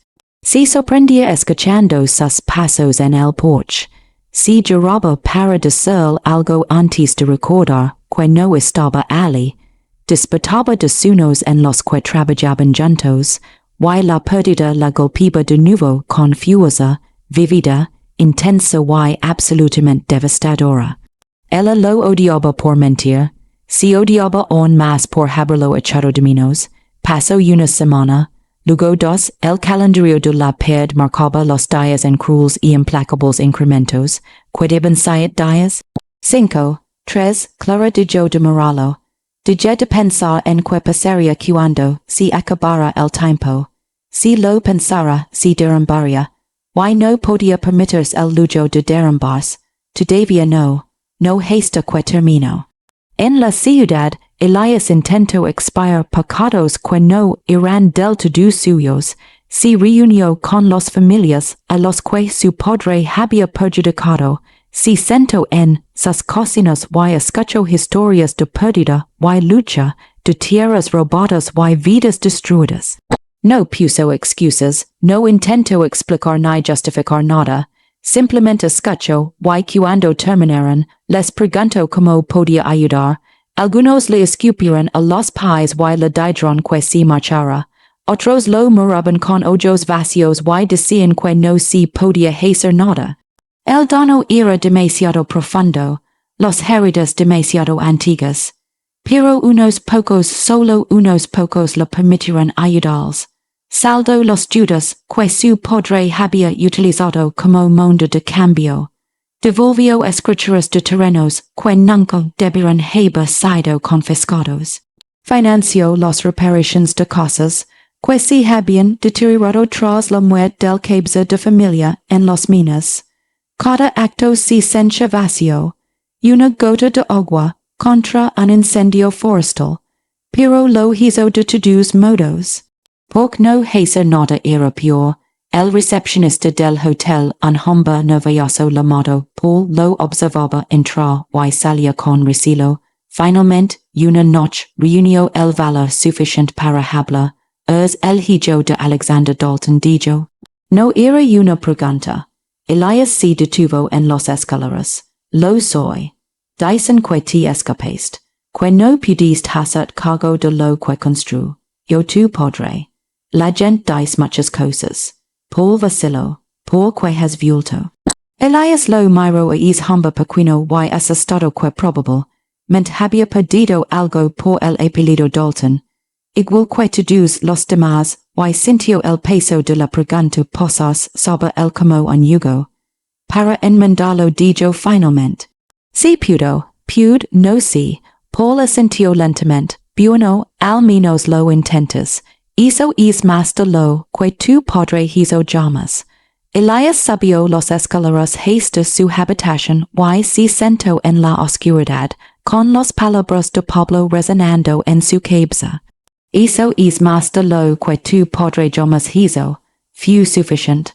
¿Acaso intentarlo sería suficiente cuando el dono era tan profundo, tan generalizado, tan arraigado en la esencia de este lugar que se necesitarían generaciones para deshacerlo? Él no lo sabía, pero tenía que creer que importaba. Tenía que creer que elegirse de frente significaba algo, aunque nunca lo perdonaran. Aunque pasara el resto de su vida intentando equilibrar una balanza que jamás se equilibraría. Porque la alternativa acepta que era hijo de su padre, que la sangre determinaba el destino, que nunca sería más que el legado en el que había nacido eso fue insoportable. Así que siguió intentándolo. Siguió reuniéndose con las familias, siguió firmando cheques y devolviendo escrituras, y escuchando historias que le rompían el corazón, y todas las noches pensaba en Clara, me preguntaba si estaría bien. Si estaría comiendo, durmiendo, abrigada. Si el rancho seguiría en pie o si estaría desmoronando. Si lo odiaría o ya lo habría olvidado. Ansiaba hasta allí. Ver cómo estaba ayudarla. Ver su rostro una vez más. Pero había perdido es derecho, lo perdió todo en el momento en que decidió ocultar quién era y ella, aún así, confió en él, así que se mantuvo alejado, y trató de vivir con esa elección. 3 días antes de la fecha límite, Clara se sentó en el porche y contempló la puesta de sol sobre el val por última vez. El cielo ardía, dorado, naranjo y un púrpura intenso y amoratado, colores tan vividos que dolían a la vista. Los campos yacían congelados y silenciosos bajo la luz, hermosos y inertes, esperando una primavera que tal vez nunca llegaría. Eso era todo. En 3 días más tendría que empacar lo poco que pudiera cargar y irse.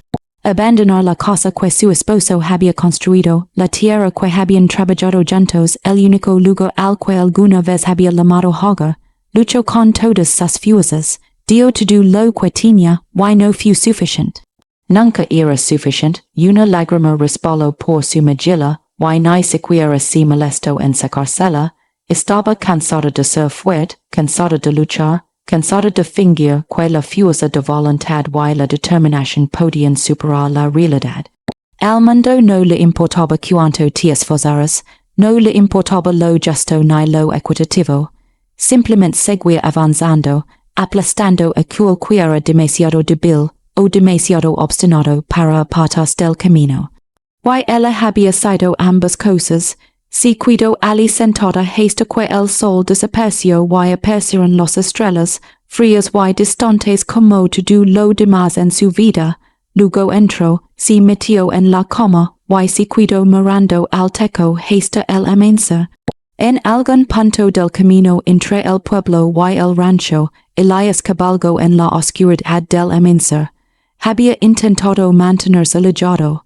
Se había dicho a sí mismo que ella no lo quería allí, que su presencia solo empeoraría las cosas.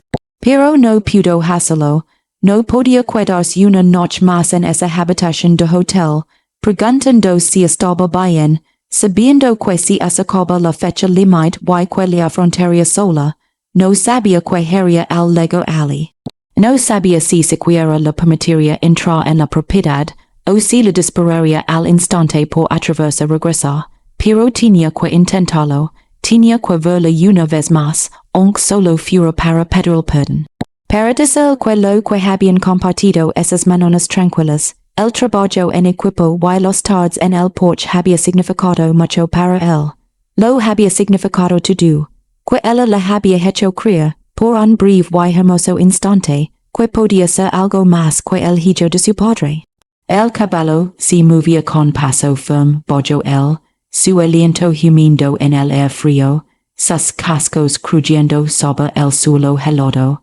El alba se deslizó por el horizonte, pintando el mundo de tonos grises y dorados. Y más adelante, apenas visible por encima de la siguiente colina, salía humo de la chimenea de Clara. Ella estaba despierta. El corazón de Elias latía con fuerza contra sus costillas. Siguió cabalgando, hacia lo que viniera después, hacia el perdón, la furia o algo intermedio. Hacia la mujer que le había mostrado lo que era sentirse en casa, antes de que él lo distrayera con la verdad. El sol ascendió cada vez más, conversión, do el mundo helado en fuego. Y mientras su caballo cruzaba el arroyo el hilo crujiendo bajo sus cascos Elias se hizo una promesa. Ya no correría más, no se escondería tras el silencio, la distancia o el miedo a ser visto como realmente era. Pasara lo que pasara después, lo afrontaría, como él mismo, completamente, aunque eso lo destrozara. Y cuando el rancho apareció a la vista pequeño y obstinado contra el vasto paisaje blanco el amanecer, a sus espaldas convirtió el mundo en oro. Clara lo vio venir desde la ventana de la cocina. Un giant en la carretera del Este, recortado contra el sol naciente, avanzaba despacio y con paso firme en el frío de la mañana. Por un instante tonto, un instante que le heló la sangre, pensó que podría ser él. Entonces el giant se acercó, y ella vaya el traje oscuro, la postura rígida, el caballo demasiado fino para el trabajo en el rancho. Marcus Garrett, el banquero. Sintió un vacío en el estómago, como si una piedra se hundiera en un pozo. Era demasiado pronto, el plazo era mañana, on le quedaba un día, una noche más en esa casa, un amanecer más sobre esos campos antes de que se lo levaran todo. Pero Garrett ya estaba allí, y hombres como él no hacían visitas sociales. Dejó la taza de café con manos temblorosas y salió. El frío le coló el vestido al instante, pero no volvió a buscar un abrigo. Simplemente se quedó en el porche, abrazándose a sí misma, esperando a que Garrett entrara a caballo en el jardín. Esta vez no estaba solo, dos hombres lo seguían, uno lo reconoció como el ayudante del sheriff, el otro como un empleado del banco, que llevaba una cartera de cuero donde probablemente se encontraban los papeles del desalojo. A Clara se le oprimió el pecho hasta que apenas podía respirar. Senora Brennan dijo Garrett al desmonte, su voz era monótona, profesional, la de un hombre que realizaba un trabajo desagradable. Le pido disculpas por la hora temprana. Legos un día antes dijo con una voz más firme de lo que ella se sentía. Sí, bueno dijo, mirando a los hombres que estaban detrás de él. El banco ha decidido seguir adelante con la recuperación del bien. Dadas las circunstancias, consideraron prudente acelerar el proceso. Tengo haste mañana. Tan haste que el banco le diga lo contrario dijo, sacando unos papeles del abrigo. Tengo una orden judicial que autoriza el embargo inmediato de la propiedad. Deb desalojarla antes de que termine el día de hoy. El mundo se inclinó. Hoy, ella lo miró fijamente. No pudes, necesito tiempo para, lo siento, señora Brennan, no sonaba arrepentido. Han pasado meses. Esto no debería sorprender. No debería. Ella sabía que esto iba a asustar. Lo había visto acercarse como una tormenta en el horizonte, inevitable y imparable. Pero saber y sentir eran cosas diferentes. ¿Adonde se supone que debo ir? La pregunta salió entrecortada, como si estuviera a punto de romperse. Garrett se removió incómodo. Eso no es asunto del banco. Pero hay una pensión en el pueblo. La señora Henderson acoge huéspedes. Estoy seguro de que ella no pudo permitirme una pensión dijo Clara con la voz quebrada. Apenas pudo comprar comida.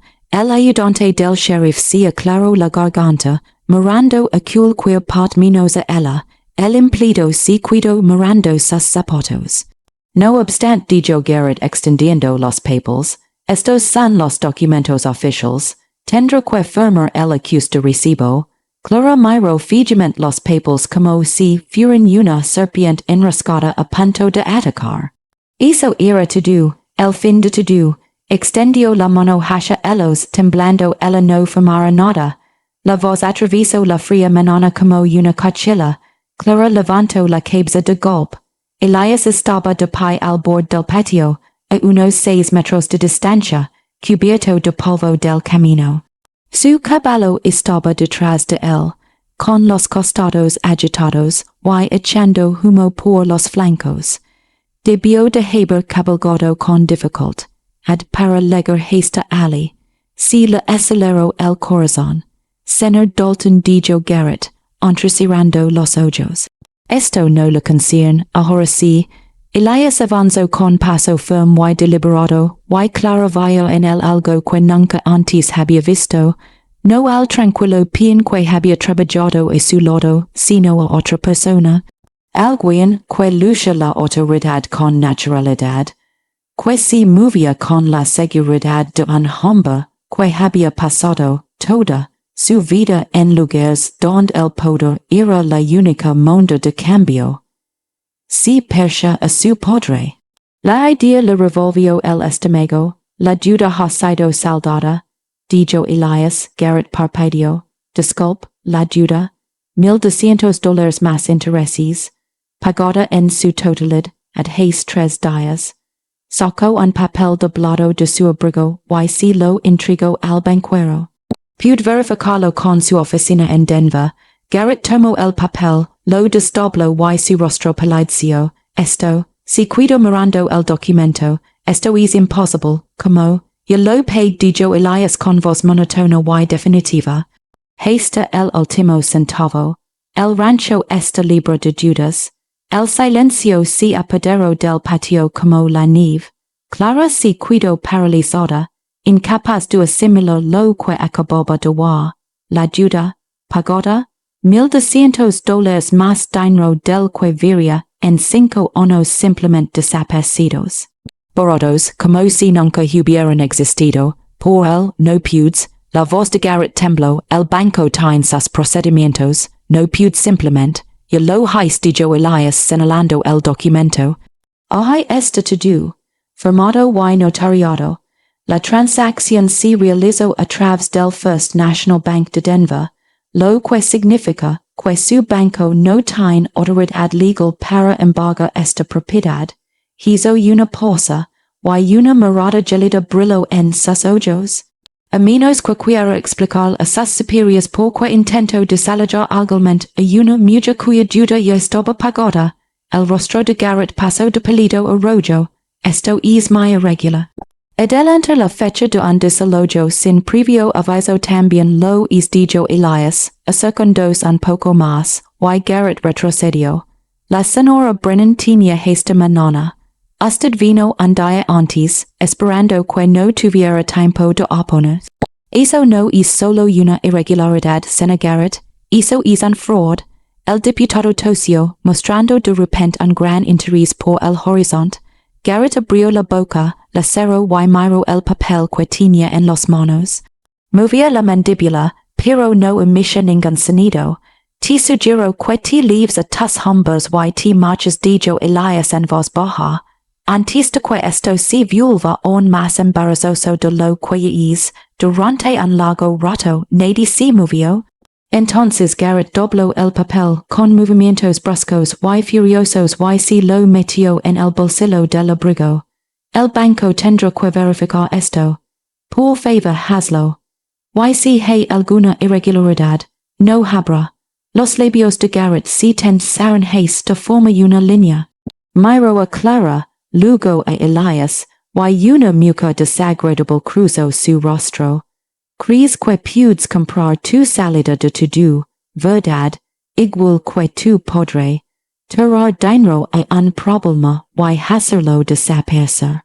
Mi padre le habría comprado las tierras y le habría cobrado alquiler por cuidados, dijo Elias con voz dura. Yo no soy mi padre, verdad que sí. Garrett sonrió con frialdad y crueldad. Sigues usando su dinero. Sigues jugando a ser Dios con la vida de la gente. Sigues creyendo que puedes arreglarlo todo abriendo la cartera. Miró a Clara. ¿Acaso sabía ella que estabas haciendo esto? ¿O simplemente decidiste lo que era mejor para ella, como siempre hacen los hombres como tú? Las palabras impactan como un golpe físico. Clara se estremeció. Porque tenía razón. Miró a Elias es hombre que había ocultado su identidad. Se había marchado sin dar explicaciones y ahora repesha para salvarla sin preguntar si quería ser salvada y sintió algo frío instalarse en su pecho. Él había pagado su deuda, $1,200, dinero que jamás podría devolver, lo que significaba que el rancho ya no era suyo. En realidad no, era suyo. Deben dijo Garrett, montando a caballo. Todos ustedes, este santo lejos de haber terminado. Él se alejó a caballo, los otros dos hombres a prior, andos a seguirlo, y el sonido de sus cascos se perdió en la distancia, dejando a Clara y a Elias solos en el patio. El silencio era ensordecedor. Clara se quedó de pie en el porche, mirándolo fijamente, con mil emociones luchando en su pecho. Alivio, ira, gratitud, traición, todas enredadas hasta que no podía distinguir, y donde terminaba una, y donde empezaba la otra. Clara, comenzó Elias, no lo hagas dijo ella, levantando una mano, simplemente, no lo hagas, si detuvo, espero, bajó lentamente los escalones del porche, sin do que cada uno le costaba un mundo. Si detuvo a pocos metros de él, lo suficientemente cerca para ver el cansancio en su rostro, el polvo en su ropa, la desesperada esperanza en sus ojos. Tú pagaste mi duda, dijo ella, si, sin preguntarme, habrías dicho que no. Exacto, la palabra salió tajante, ni siquiera me diste opción, porque no había otra opción, ibas a perderlo todo, era mío, y podía perderlo, exclamó, levantándose una mano al pecho, mi rancho, mi duda, mi decisión. Y me lo arrebataste, lo God.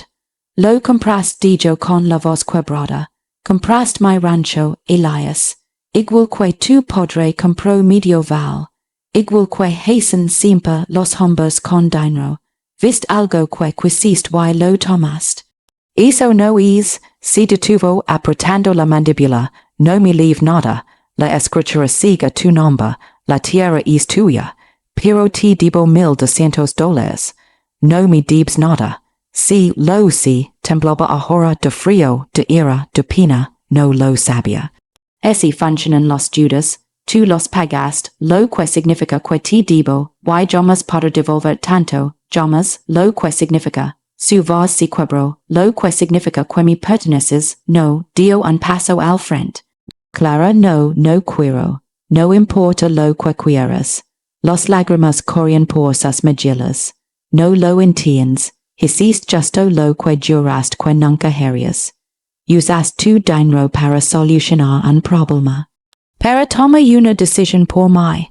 Para controlar mi vida sin preguntarme si eso era lo que yo quería. Estaba intentando ayudar. Yo no te pedí ayuda. Las palabras quedaron suspendidas en el aire frío entre ellos. Elias la miró como si ella le hubiera golpeado. Sus manos se abrían y cerraban a sus costados impotentes. Preferiría ser un sinteco. Prefiero tener la opción de elegir, exclamó, secando las lágrimas con rabia. Prefiero luchar y fracasar por mis propios medios a que me salve alguien que cree que el dinero lo soluciona todo. No creo eso. Entonces, ¿por qué lo hiciste? Porque te quiero. Las palabras brotaron de él, crudas y desesperadas, resonando en el patio helado. Clara se quedó paralizada. Elias se quedó ali de pie, respirando con dificultad, con la misma expresión de sorpresa que ella sentía al wallo decirlo en voz alta. Te amo, repitió, esta vez en voz más baja. Te he amado desde la primera mañana que te Roman 6 junto a esa cerca, demasiado cerca para admitir que necesitabas ayuda. Y cuando me fui, lo único que podía pensar era en que perderías este lugar, que lo perderías todo, que te echarían a la intemperie sin tener a dónde. Así que si salda mi duda, y lo volvería a hacer, porque vert perderlo todo me habría destrozado. A Clara se le hizo un nudo en la garganta. Pero yo no te pedí que me amaras Susaro, lo sé. No te pedí que me salvaras. Yo también lo sé, dijo respirando hondo.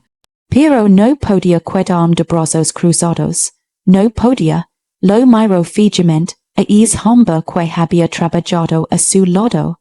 La había mentido. La había abandonado, y ahora regresaba para rescatarla justo como ella le había dicho que no hiciera. Y no sabía si golpearlo, dar las gracias o derram, bars ali mismo en la nieve. ¿Qué quieres de mí? Preguntó finalmente, nada dijo, negando con la cabeza. No quiero nada, el dinero se ha ido. Considéralo el pago de los 2 meses de alojamiento, y comida, o la restitución por lo que mi padre se libró de este val, o simplemente, hizo un gesto de impotencia, lámalo un regalo de un desconocido.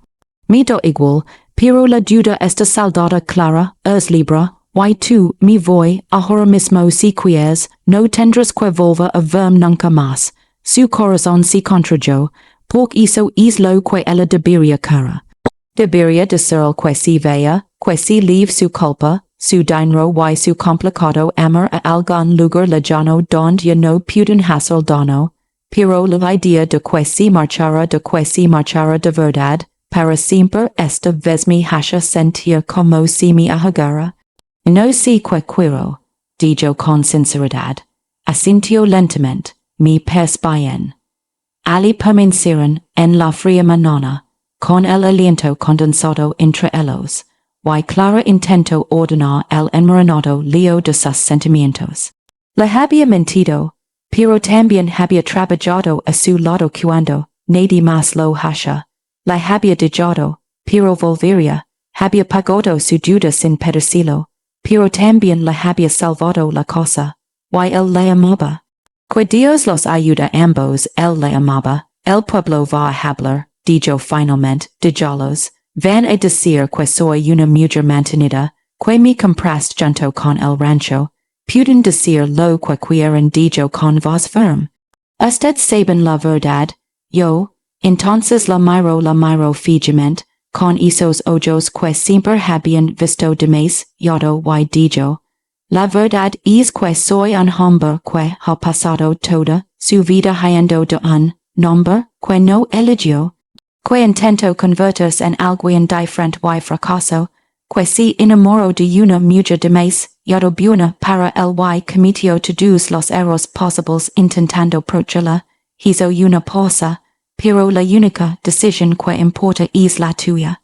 Ese que dime que quieres Clara, y lo her, que quería ella, quería recuperar los 2 últimos meses, quería recuperar esas mañanas tranquilas, el trabajo compartido y los tardes en el porche, cuando todo parecía sencillo y correcto. Ella quería volver a confiar en él, no quería sentir que le debía algo que nunca podría pagar, quería dejar de estar tan enfadado, asustado y confundido, pero saber todo lo que más deseaba era que él se quedara. La comprensión la golpeó como un puñetazo en el estómago. Ella quería que él se quedara, incluso después de todo, incluso sabiendo quién era, lo que había hecho, lo complicado y imposible que sería. Ella lo quería aquí. Pero decir y tener eran cosas diferentes. Necesito tiempo, dijo finalmente, cuanto cuesta, no lo sé, dijo abrazándose a sí mismo, pero no pudo simplemente perdonar y fingir que todo está bien.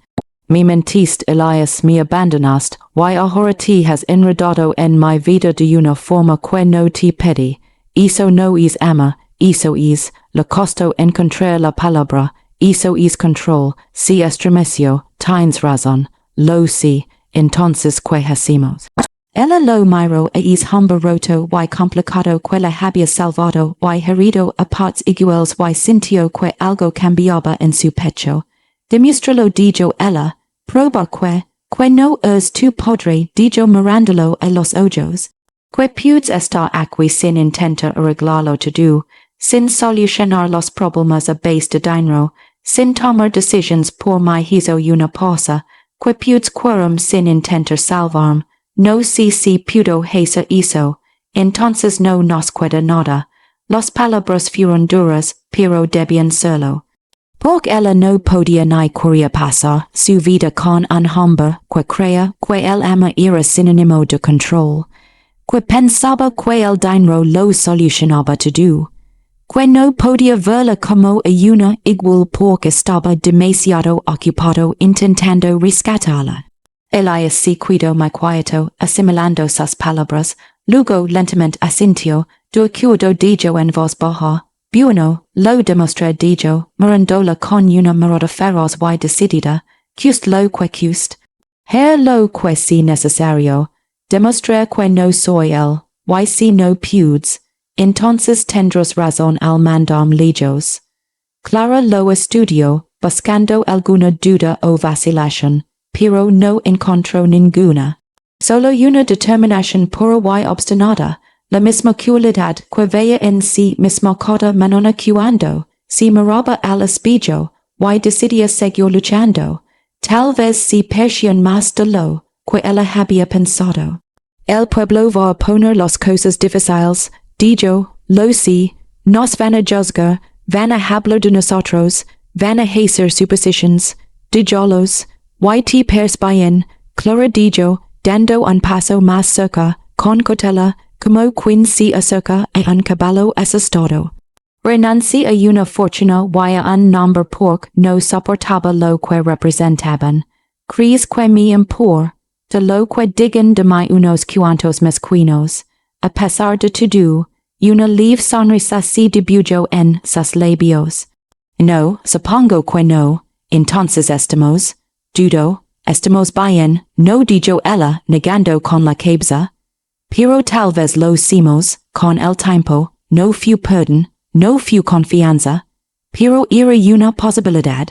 Y eso era más de lo que había tenido hacia una hora.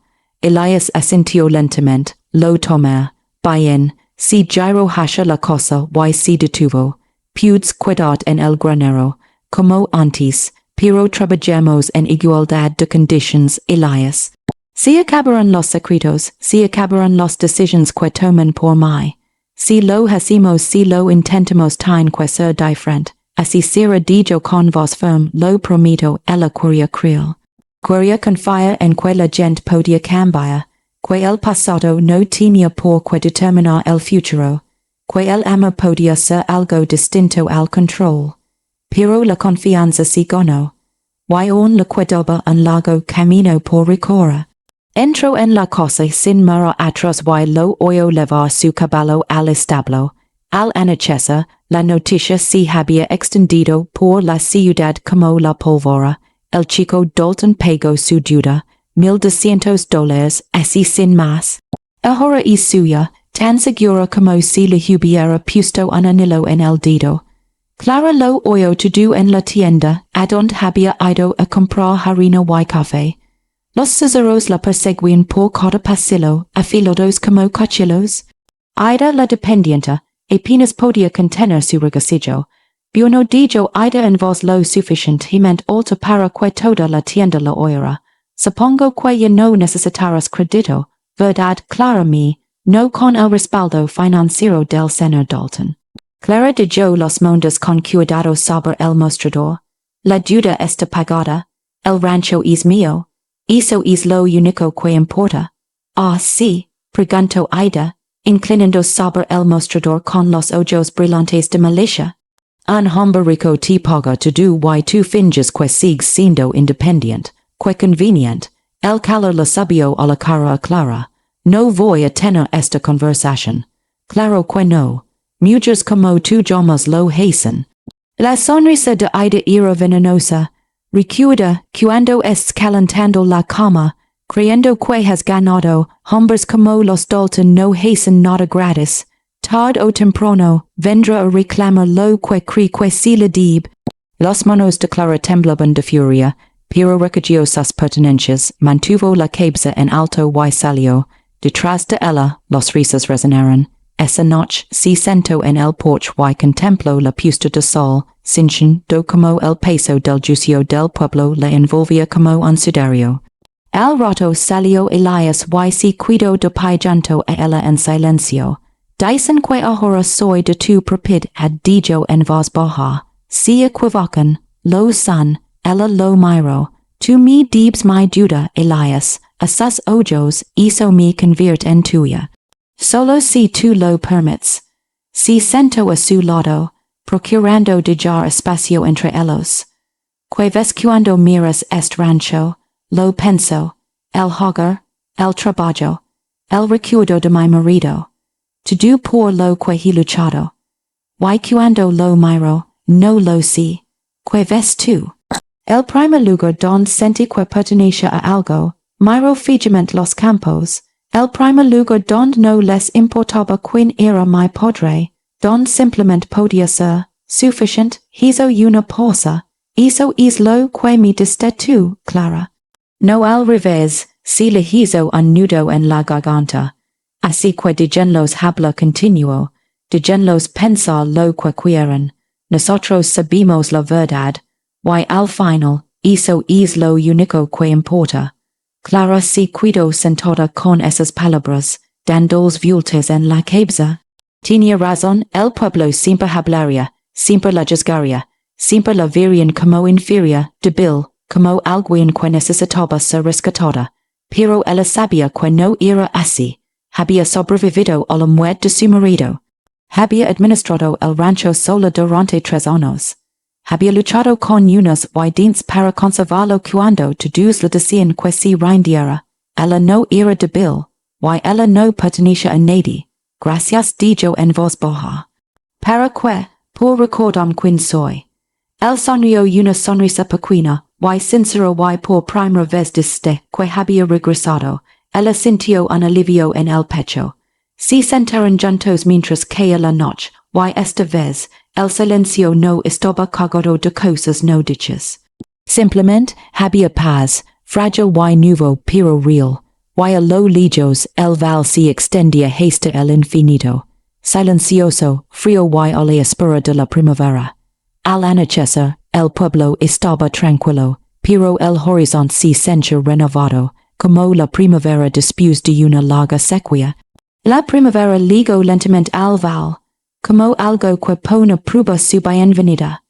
La nieve se derritió primero a parches, dejando ver la tierra oscura a través del blanco, como mortones que sonan. Luego, el hilo del arroyo se agrietó se rompió, el agua corrió rápida fría, cantando melodías olvidadas durante los meses helados. Los álamos brotaron, un verde temido contra los ramas grises, el air perdió su frescura, volviendo suave y incierto. Clara estaba de pie en el jardín, con los manos hundidas en la tierra descongelada, sintió como la tierra cedía bajo sus dedos. Habían pasado 4 meses desde aquella mañana en el patio, 4 meses desde que Elias regresó todo cambió permaneció igual a la vez.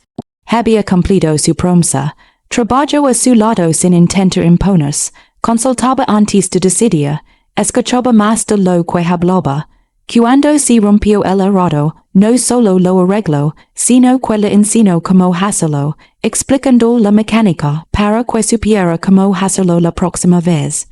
Cuando no se ponían de acuerdo sobre qué campo sembrar primero, exponía sus argumentos, luego aceptaba su decisión sin requistar. Fueron cosas pequeñas, sobre todo. Pero las cosas pequeñas construyeron la confianza del mismo modo que los piedras individuales construyen muros, una a una, colocadas con cuidado, hasta que algo sólido se erigió donde antes no había nada. Por supuesto, el pueblo seguía hablando. Un susurraban cuando ella iba a la iglesia los pocos veces que iba. Un intercambiaban miradas cuando ella Elias iban juntos al pueblo a comprar provisions. On la trataba como a una mujer que se había vendido por seguridad, él como al hombre rico que la había comprado. Pero ahora los susurros tenían menos poder, porque ella sabía la verdad. Poco a poco tan poco a poco que casi no se dio cuenta otras verdades comenzaron a salir a la luz. Los Henderson recuperaron sus tierras. Los escrituras que habían sido extraviadas reaparecieron repentinamente, firmadas por un abogado de Denver. La familia Martínez había exonerado el nombre de su padre de los cargos que lo habían arruinado, cargos que todos sabían que eran falsos, presentados por abogados de Dalton, para apropiarse de su concesión minera de cobre. La anciana viuda Morrison, que había perdido a su marido en el derrame de la mina 15 años atrás, recibió un giro bancario anónimo sustancial con una nota que decía simplemente, por los años robados. Con profundo pesar, una a una, los heridos que Alexander Dalton había infligido en este val comenzaron a cerrarse, la gente empezó a preguntárselo. Algunos aún escupían al pronunciar el apellido Dalton. Pero otros los que habían recuperado sus tierras, sus nombres limpios sus dudas perdonadas saludaban a Elias con un gesto de cabeza al cruzarse con él en la calle. No necesariamente sonreían, pero tampoco apartaban la mirada. Fue algo, quizás no se trata de perdón, sino de reconocer que estaba intentando ser diferente como había sido su padre. Y en un lugar donde los rencores eran tan profundos como pozos mineros, hizo lo era todo. Clara enterró una semilla en la tierra y la cubrió suavemente. Detrás de ella, oyó a Elias hablar con uno de los caballos. Esa voz baja y firme que usaba con los animales y, ocasionalmente, con ella, cuando sufrió y trataba de no demostrarlo. Sonrió a pesar de sí misma.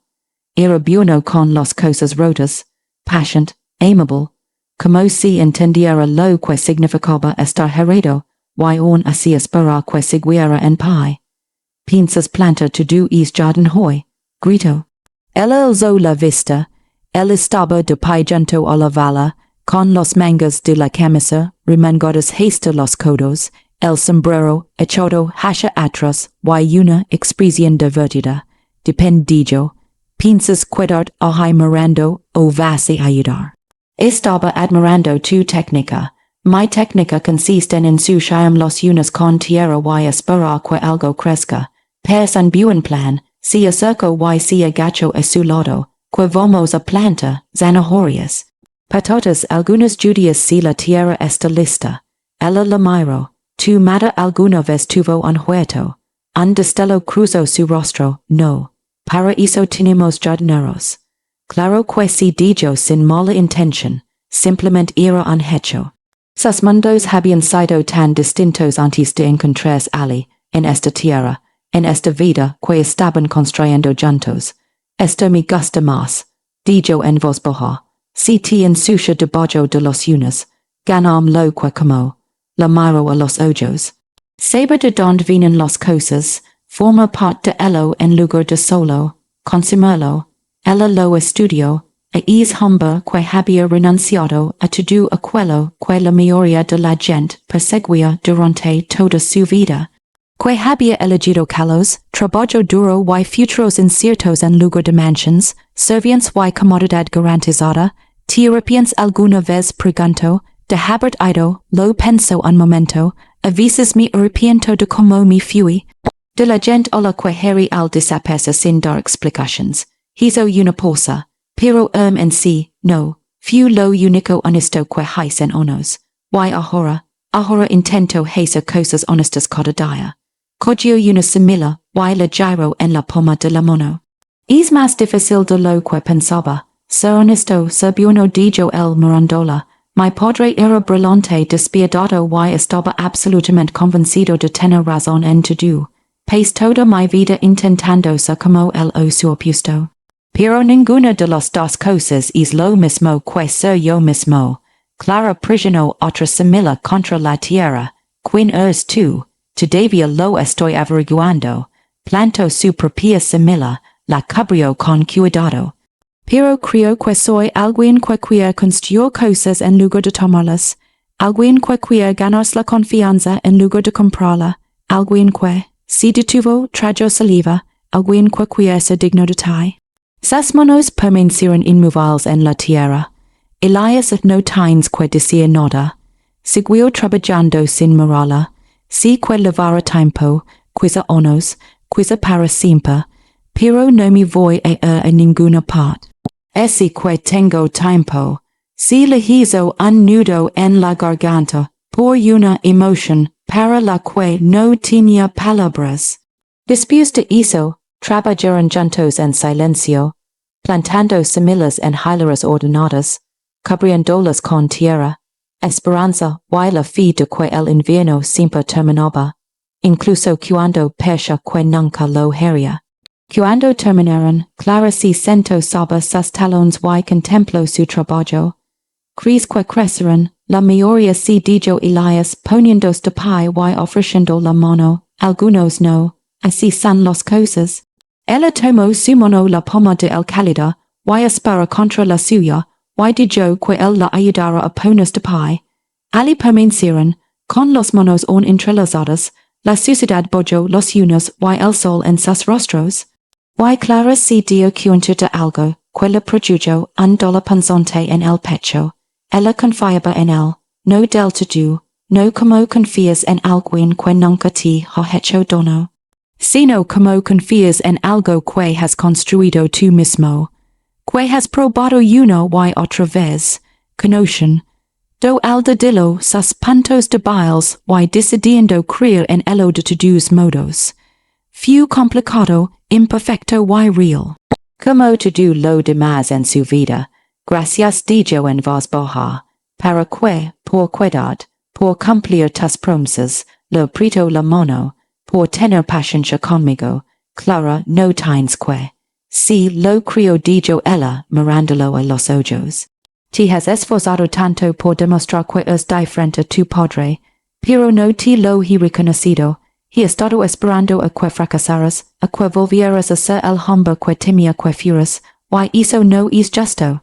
Es comprensible, puede ser, pero no es amable, respiro hondo, no es tu padre Elias, ahora lo entiendo, es, tú, complicado, testarudo y esforzando al máximo, igual que yo, algo cambió en su expresión, alivio, gratitud y algo más profundo que aceleró el pulso de ella. Eso significa, si detuvo, como si temiera ilusionarse, estamos bien, reflexionó sobre la pregunta, pensó en los últimos 4 meses, en la lenta reconstrucción de algo roto, en la confianza cautelosa y la esperanza prudente. Si dijo finalmente estamos bien, su sonrisa era como una mensa, lenta, cálida y absolutamente genuina, y antes de que pudiera arrepentirse, Clara se puso de puntillas y lo besó, fue breve, casto, apenas un ros de labios que sabía a primavera y a nuevos comienzos. Pero cuando ella se apartó, sus ojos brillaban de emoción. Te amo dijo en voz baja. Si que, te lo dije antes, en el peor momento posible y de la peor manera posible, pero lo digo en serio, y seguir diciéndotelo, me lo digas o no. El corazón de Clara leía confusa contra sus costillas. Se había enfadado muchísimo cuando él lo dijo la primera vez. Lo había interpretado como control, como posición, como otra forma de atarla a sí mismo. Pero ahora sonaba como un regalo, ofrecido libremente, sin conditions, sin esperar nada a cambio. Todavía no sé si te amo dijo con sinceridad, pero estoy cerca de lograrlo, y basta, le apartó un mechón de pelo de detrás de la orilla con un gesto tan suave que le dolió en el alma. Es más que suficiente. Regresaron juntos a la casa, rozándos los hombros, y por primera vez en años, Clara sintió que una especie de satisfacción le invadía. El rancho era suyo, la deuda estaba saldada. El hombre a su lado demostraba, día tras día, que podía confiar en él. No fue perfecto, no fue fácil, pero era suya, y eso fue todo. Las semanas transcurrieron como los pétalos de una flor que se abren, graduales y inevitables. Se adaptaron a nuevos ritmos distintos a los de antes, pero igual de cómodos. Mañanas trabajando juntos, tardes en los que él la leía mientras ella remendaba ropa, con su voz firme y reconfortante. Atardeceres en el porche viendo la puesta de sol, hablando de todo y de nada. Le habló de su infancia, la soledad de crecer en una mansión llena de servientes pero sin calidez, de su madre, que había muerto cuando él era pequeño, y de su padre, que nunca se recuperó de la pérdida y enterró su dolor en el trabajo y la crueldad. Le habló de su marido, un hombre bondadoso y tranquilo que había amado esta tierra y muerto de demasiado joven. De los años de lucha que siguieron, de las noches en que logró de quedarse dormida, de las mañanas en que se obligó a seguir adelante por rendirse la percha una traición a su memoria. Compartieron sus cicatrices y descubrieron que coincidían en lugares que ninguno de los dos esperaba. Una tarde, un grupo de habitantes del pueblo Cabalgó hacia el rancho. Clara los vio venir y sintió un vuelco en el estómago, presintiendo problemas, pero Elias se limitó a observar con calma, con una mano apoyada en el poste de la cerca. Este bien dijo en voz baja, los conozco, el grupo desmonto, cinco hombres y dos mujeres, rostros que claro reconoció, pero con quienes nunca había hablado mucho, la familia Martínez, la anciana viuda Morrison. Los Henderson, Thomas Henderson dio un paso al frente, con el sombrero en la mano, Señor Dalton, Señora Brennan, Thomas dijo Elias asintiendo, que tri por aquí, Henderson miró a los demás y luego volvió a mirar a Elias. Hemos venido a dar las gracias. Elias se quedó muy quieto, no hace falta que, sí, lo sabemos dijo Henderson con voz firme.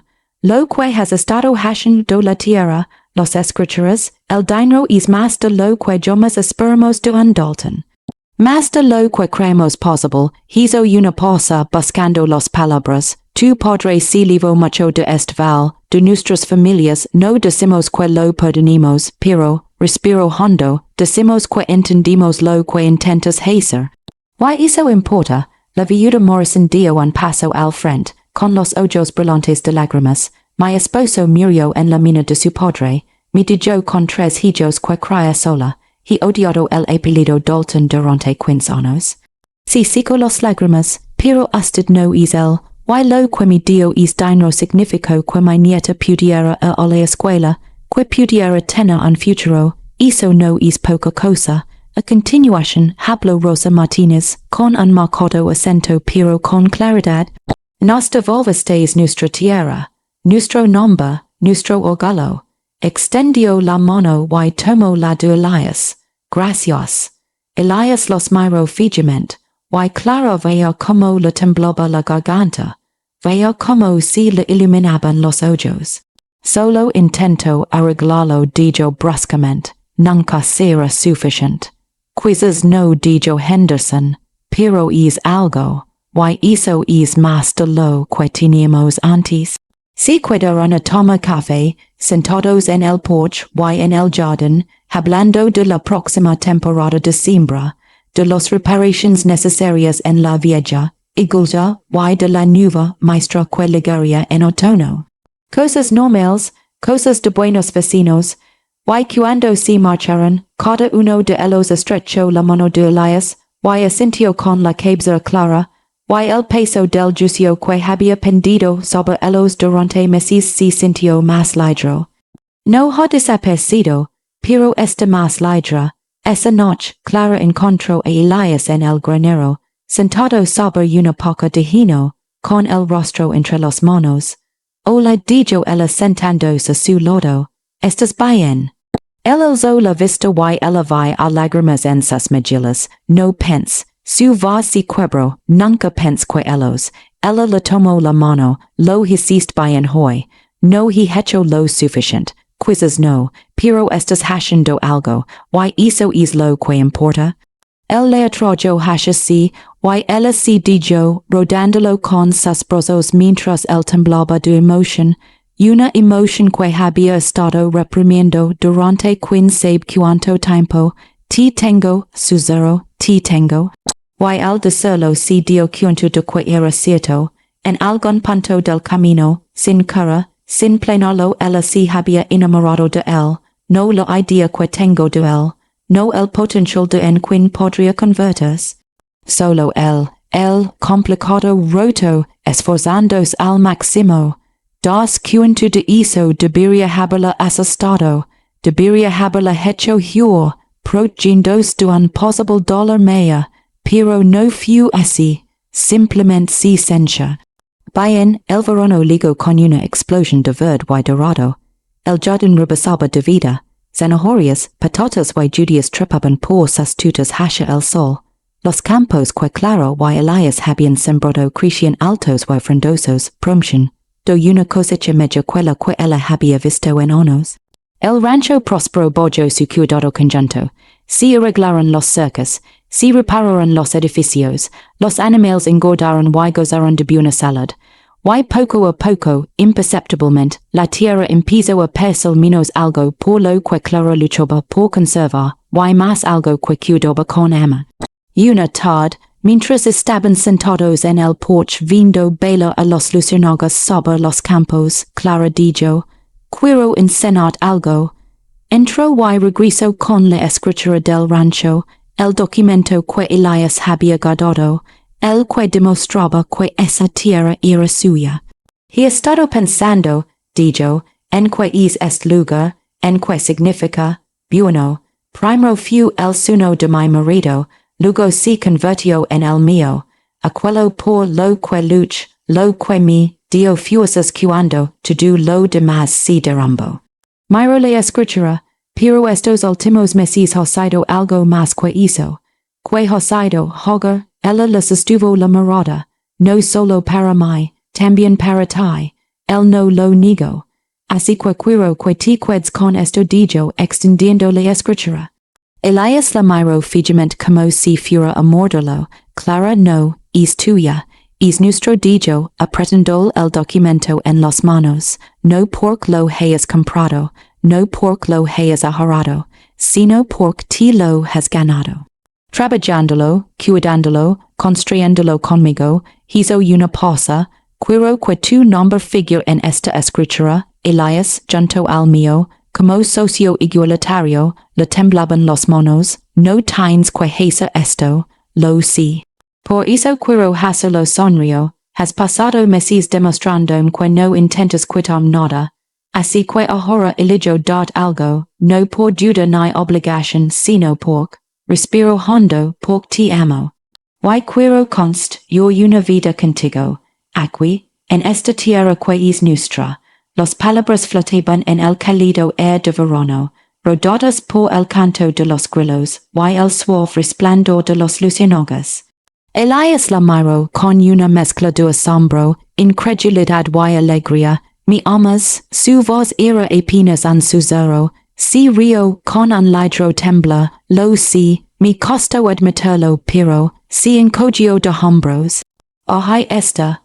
Apartó cuidadosamente el documento, y la atrajo hacia sí, besándola con una ternura que le hizo doler el corazón. Cuando finalmente se separaron, ambos respirando con dificultad, él apoyó su frente contra la de ella. No te merezco murmuró, probablemente no sonrió, pero de todas formas estás atrapado conmigo, bien, la besó de nuevo, esta vez con más suavidad, porque no me voy a ninguna parte. Se sentaron juntos mientras salían las estrellas, y Clara pensó en lo extraña que era la vida. Como se podía perder todo y encontrar algo mejor. Como lo peor que te había pasado podía llevar justo a donde tenías que estar. Probablemente deberíamos ir al pueblo menona, dijo, para actualizar la escritura. Probablemente dijo, mostrando reticencia a moverse, la gente va a hablar, dijolos lo aprieto la mano, nos tenemos el uno al otro, eso es lo único que importa, él apoyó la cabeza en su hombro. Y cuando te volvís tan sabio, cuando conoces, hay una mujer demasiado terca para rendirse y demasiado honesta para dejarme escondem. Clara sonrió, es una mujer inteligente, la más inteligente dijo besando la coronilla. Y, milagrosamente, mi ama, no dijes que si te sube a la cabeza. Demasiado tarde.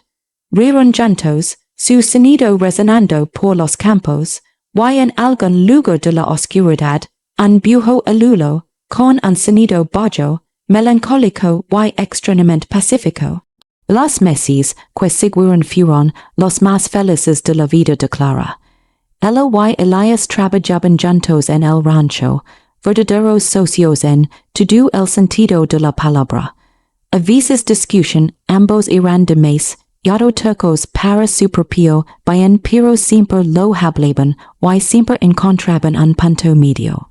La cosecha de aquel otoño fue abundante, más que suficiente para vender y aún tener suficiente para ellos y los animales durante el invierno. Cuando Clara contó las ganancias loro, no de tristeza esta vez, sino de alivio. De saber que lo habían logrado, que el rancho sobreviviría un año más y otro, y todos los que quisieran, fueron juntos al pueblo a depositar el dinero, caminando lado a lado por la calle principal. Algunos seguían susurrando, seguían mirando hacia otro lado. Pero otros ascension, incluso sonreían, en la tienda, ida francio los labios pero tomo el dinero sin decir nada, progreso penso clara, pequeño y lento pero real, aquel invierno fue más suave que el anterior. Pasaban los tardes junto al fuego, Elias la enseñaba a Clara a leer media, algo con lo que ella nunca había admitido tener dificultades. Ella le enseñó a cocinar, a remendar ropa, a encontrar alegría en los pequeños y sencillas tareas. A veces hablaban del futuro, de ampliar el rancho, quizá de comprar más caballos, de la posibilidad de tener hijos algún día, aunque ninguno de los dos lo planteaba con insistencia. Tenían tiempo, todo el tiempo del mundo. Y una tarde nevada, Elias la sorprendió con algo pequeño y sencillo, un marco de madera que él mismo había talado, que contenía la escritura con los nombres de ambos, para encima de la chimenea, dijo. Para que nunca olvidemos lo que construimos, Clara la colgó con cuidado, retrocediendo para admirarla. Clara me Brennan y Elias Dalton, según consta en la escritura, copropietarios, no es su propiedad, no es una carga para ella, suyo, juntos, es perfecto suzero. Él le abrazó por detrás y se quedaron allí, mirando como la luz del fuego llegaba en el marco. ¿Piensas alguna vez en él? Preguntó Clara en voz baja. En tu padre, a veces dijo Elias, apoyando la barbilla en el hombro de ella. Pienso en lo que podría haber sido si hubiera elegido de otra manera, si hubiera usado su poder para construir en lugar de para tomar. ¿Crees que él sí habría sentido orgulloso de ti, de lo que estás haciendo? Elias guardó silencio durante un largo rato. No, probablemente pensaría que soy débil, sentimental, que tiro por la borda todo lo que construyo. ¿Y tú qué opinas? Creo que estoy construyendo algo medio dijo durante la para que lo mirara. Algo que perdurara más que el dinero o el poder, algo real. Ella le acarició suavemente la cara. Lo es, todos los días, sonrió. Lo somos, si dijo ella besándolo suavemente, lo somos. Llegó de nuevo la primavera, como siempre. Clara estaba de pie en el jardín, ahora más grande, ampliado para alimentar no solo a ellos, sino también a algunas familias del pueblo que pasaban apuros. Elias lo había sugerido y ella había aceptado de inmediato. Tenían suficiente, más que suficiente, también podríamos compartirlo. Los álamos brotaban verdes a lo largo del arroyo, los campos esperaban la siembra. El air olía a tierra y a nuevas posibilidades. Elias se acercó a ella con 2 tazas de café en la mano. Su ritual matutino, un día precioso, dijo, si dijo ella, tomando el café y dando un sorbo. ¿Crees que la cosecha de este año será tan buena como la del año pasado? Medio probablemente, el suelo es más fértil ahora, y sabemos lo que estamos haciendo. Marinos sonrió, auténticos ganaderos. Imaginate, le rodeó la cintura con un brazo, el vagabundo y la viuda. Ya no somos esas personas. No, lo besó la sin, no lo somos. Se quedaron juntos, mirando la tierra que habían salvado, construido y aprendido a amar, no porque fuera fácil, sino porque era suya. En la ciudad, los campanas de la iglesia repicaron, llamando a la gente a la misa dominical. Clara y Elias no fueron. Tenían su propia forma de culto, en el trabajo en la tierra, el uno en el otro. Estaba pensando, dijo Clara. Quizás deberíamos arreglar la vieja cabana del Prado del Este. Podríamos alquilársela a alguien que la necesite. O darle a alguien un lugar donde empezar de nuevo, dijo Elias asintiendo. Como me lo dirán a mí. Te diste la oportunidad de empezar de nuevo. Yo, por casualidad, tenía un granero. El medio granero en el que he dormido. El asirio es ridículo. Y aún así me amas. Que Dios me ayude lo hago. Regresaron a casa de la mano, y Clara se dio cuenta de que no recordaba la última vez que había sentido miedo. No recordaba la última vez que se había acostado preocupada por perderlo todo. El miedo había desaparecido, reemplazado por algo más estable. Esperanza, confianza, amor, las cosas que importaban más que el dinero, las tierras o los nombres que tenían peso, las cosas que perduraron, esa tarde se sentaron en el porche, su lugar habitual, desgastado por meses de tardes como aquella. El sol pintaba el val de tonos dorados y ámbar, y en algún lugar de la distancia, un halcón ululaba, alto y claro. Clara sirvió 2 tazas de café, y le dio una Elias. Él la tomó con una sonrisa discreta, rozando sus dedos con los de ella. Nunca me dijiste por qué te quedas dicho en voz baja.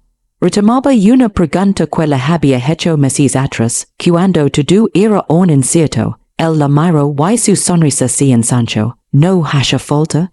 Pero esta vez, explicó. Por la primera mañana que despert aquí, Maya esos campos y sentí algo que no había sentido en años. Paz, como si por fin hubiera encontrado el lugar al que debía pertenecer. Hizo una pausa, y entonces te conocí, y lo supe con certeza, sabía que es algo no es un lugar, es una persona, le tomó la mano, tú eres mi hogar Clara, siempre lo serás. Se le llenaron los ojos de lágrimas. Tú también eres mío. Se sentaron en un cómodo silencio, tomando sorbos de café, viendo cómo se desvanecía la luz. Sobre ellos aparecieron las primeras estrellas, brillantes, frías y constantes. Debajo de ellos la tierra se extendía hasta el infinito, esperando el trabajo del día siguiente. Y entre ellos algo cálido, verdadero y ganado con esfuerzo. No es perfecto, no es fácil, pero los suyos. Si esto fuera una película, la cámara encendería aquí, alegendos lentamente para mostrar la cosa que una vez estuvo a punto de perderse, los campos que casi quedaron en barbecho, las 2 personas que se salvaron mutuamente cuando habían dejado de creer en la salvación. La luz del porche brillaba cálidamente contra la oscuridad, at que se cernía sobre el lugar. Dentro, sobre la chimenea, colgaba una escritura con sus 2 nombres grabados con tinta, y una promesa.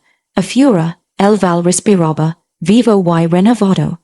Y en algún punto del espacio, entre pasado y futuro, entre dolor y sanación, entre pérdida y hallazgo, 2 almas que habían estado rotas aprendieron a estar completas. Juntos, el viento arreció, trayendo consigo el aroma de las plantas que crecían. Clara se apoyó en Elias, él la rodeó con un brazo y juntos observaron como la noche se cernía sobre la tierra que habían construido a partir de cenizas y esperanza. ¿Crees que estemos bien? Preguntó en voz baja. Él le besó la coronilla, sí que lo hemos. Y sentada allí, rodada por la quietud de la tarde y el calor mutuo, Clara le creyó. El mundo seguía siendo difícil, seguía siendo incierto, pero tenían esto. Este porche, esta tierra, este amor, y eso fue suficiente, más que suficiente, fue todo. La última luz se desvaneció del cielo, las estrellas brillaron con más intensidad y la cosa se mantuvo firme contra la noche. Ya no era un lugar de pérdida, sino de esperanza. Ya no estaba vacía, sino lino de vida, lino de ama, linos de tranquilos mañanas que se extendían como el propio val infinito, indulgent y finalmente en cosa.